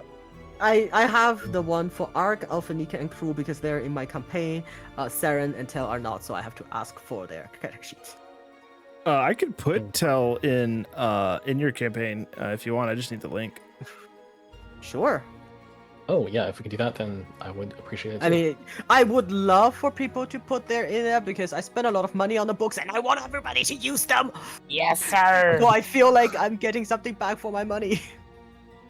Yeah, I actually just had to manually create Insight You Greed can. because I don't Oh, I don't no, have no. Acquisitions Incorporated, but I'll put Tell in there and then I'll be able to just use it. I think I have. Let me check. It's fine. Yes, I I also also just have created a most, manual one to do it, so it's fine if you don't. I'm pretty sure I have. Yeah, I also have most of the content that I need myself. Yeah. So I have it. I have it. should just be Tails. fine. Oh. so you can just put it in. I guess I could replace Arg's Boots of Flying with one of the other things, because is there I don't think flying's needed much in Barovia, right? No, don't get rid of flying. Flying's one of the things that you actually will use, yeah. I think, at least. We're fighting vampires, they're gonna fly. Yeah, but I also have the I see. the cloak of the bat, and it'd be so funny to have someone just turn into a bat. Actually, that'd probably be a bad idea, because I think Strahd, like, controls all bats or something. But the cloak of the bat, I'm pretty sure you can only fly if you hold it with your actual hands, and everyone does things with their hands. Yeah. Cloak of the Bat? Yeah. It just wears flag. It's neat. I think in terms of Elfinike, I think she's pretty loose. Her 2 attunement slots are It's pretty loose? much locked down. What? A pot? Not like we had enough in. We didn't have enough. I know, innuendos right? Today. But she is attuned to a common item, Cloak of Protection, which, if there is a better option, she could drop it for something else. Yeah, I would like you to have less AC, please. Goodness. I was checking everybody and I realized the lowest AC in the group is the wizard with 20. Yeah, That's pretty low. Yeah, it's the That's pretty lowest. bad. Yeah. Oh. No. It's only like too much. plate plus shield level. I know, It's I great. know, but most of the enemies aren't made for that. Gonna upgrade all fighters also with plate and shield, so you know how it feels to fight against AC 20. Ooh. Man, Tasha and Tel, what are you doing, guys? So funny. Half the party is dating half of the Wizard 3. Yep. It's aggressive. I think, Yeah, like I said, the only reason nobody is dating Illustra is because she's married. Sarah would never date another wizard. Yeah, Hmm. probably. There's too much ego in the room. Oh, imagine. There's a reason why the Wizard 3 clash with Saren the most. Yeah. It's a All wizard wizards thing. are self-important. It's just a rule. Yeah, it's wizard. Yeah. Oh Oh, god, this is- throw Gino in there? Oh, Oh no no no no. no no no no no no no no no no no no no no no no no no no It's no over, it's not in a GG. thousand years. The No. first time, like, Saren would snub Gino by casting a spell before him, it'd be instant, like, instant PvP. Yeah, instant PvP, and then we're gonna Oh, yeah. throw 9th level spell, and then 8th level, and then 7th level, and then at some point people are like, I have a simulacrum, and there it goes. There would be counterspells involved for days. Yeah, and at some point, there's just a crater in the middle of Sigil. This is what will happen if you put too many wizards in that one room.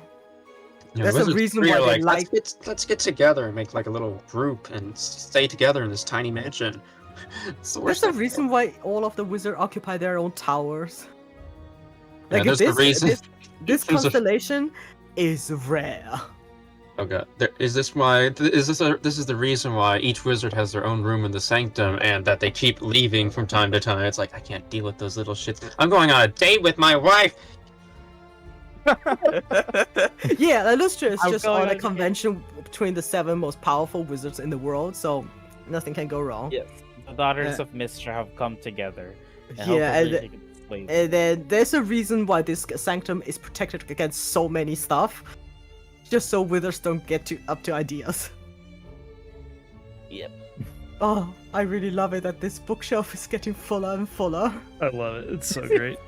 We're collecting all of the modules. Wait, Dragonlance is not in here. Who put Dragonlance in here? I think if someone had a spare of it and just put it in there. And then like, Candlekeep their is not library. here. Damn. But Modern Kindness Multiverse is certainly here. Spelljammer, Ravenloft, now Curse of Strahd, Aberron. Yes, Tasha's thing is everything is in her room, specifically on a pedestal. She would never let it touch this dingy library. I know, right? Commonplace? No. There's probably a version, but it like has a mundane book thing. It has a boring cover. It's not even gilded. It's like, It's not mint it's not mint or anything. Mhm. All right, next time Barovia. Oh, I'm- God. Good game, everyone. Awesome. Good Well, thanks, game. y'all. Great session, Gatua. Yeah, thank Great you too. Thank you for indulging. Um, Sarah, you have Dawn right? All right, folks, that's where we're going to end it. Thanks for hanging out. We'll catch you next time.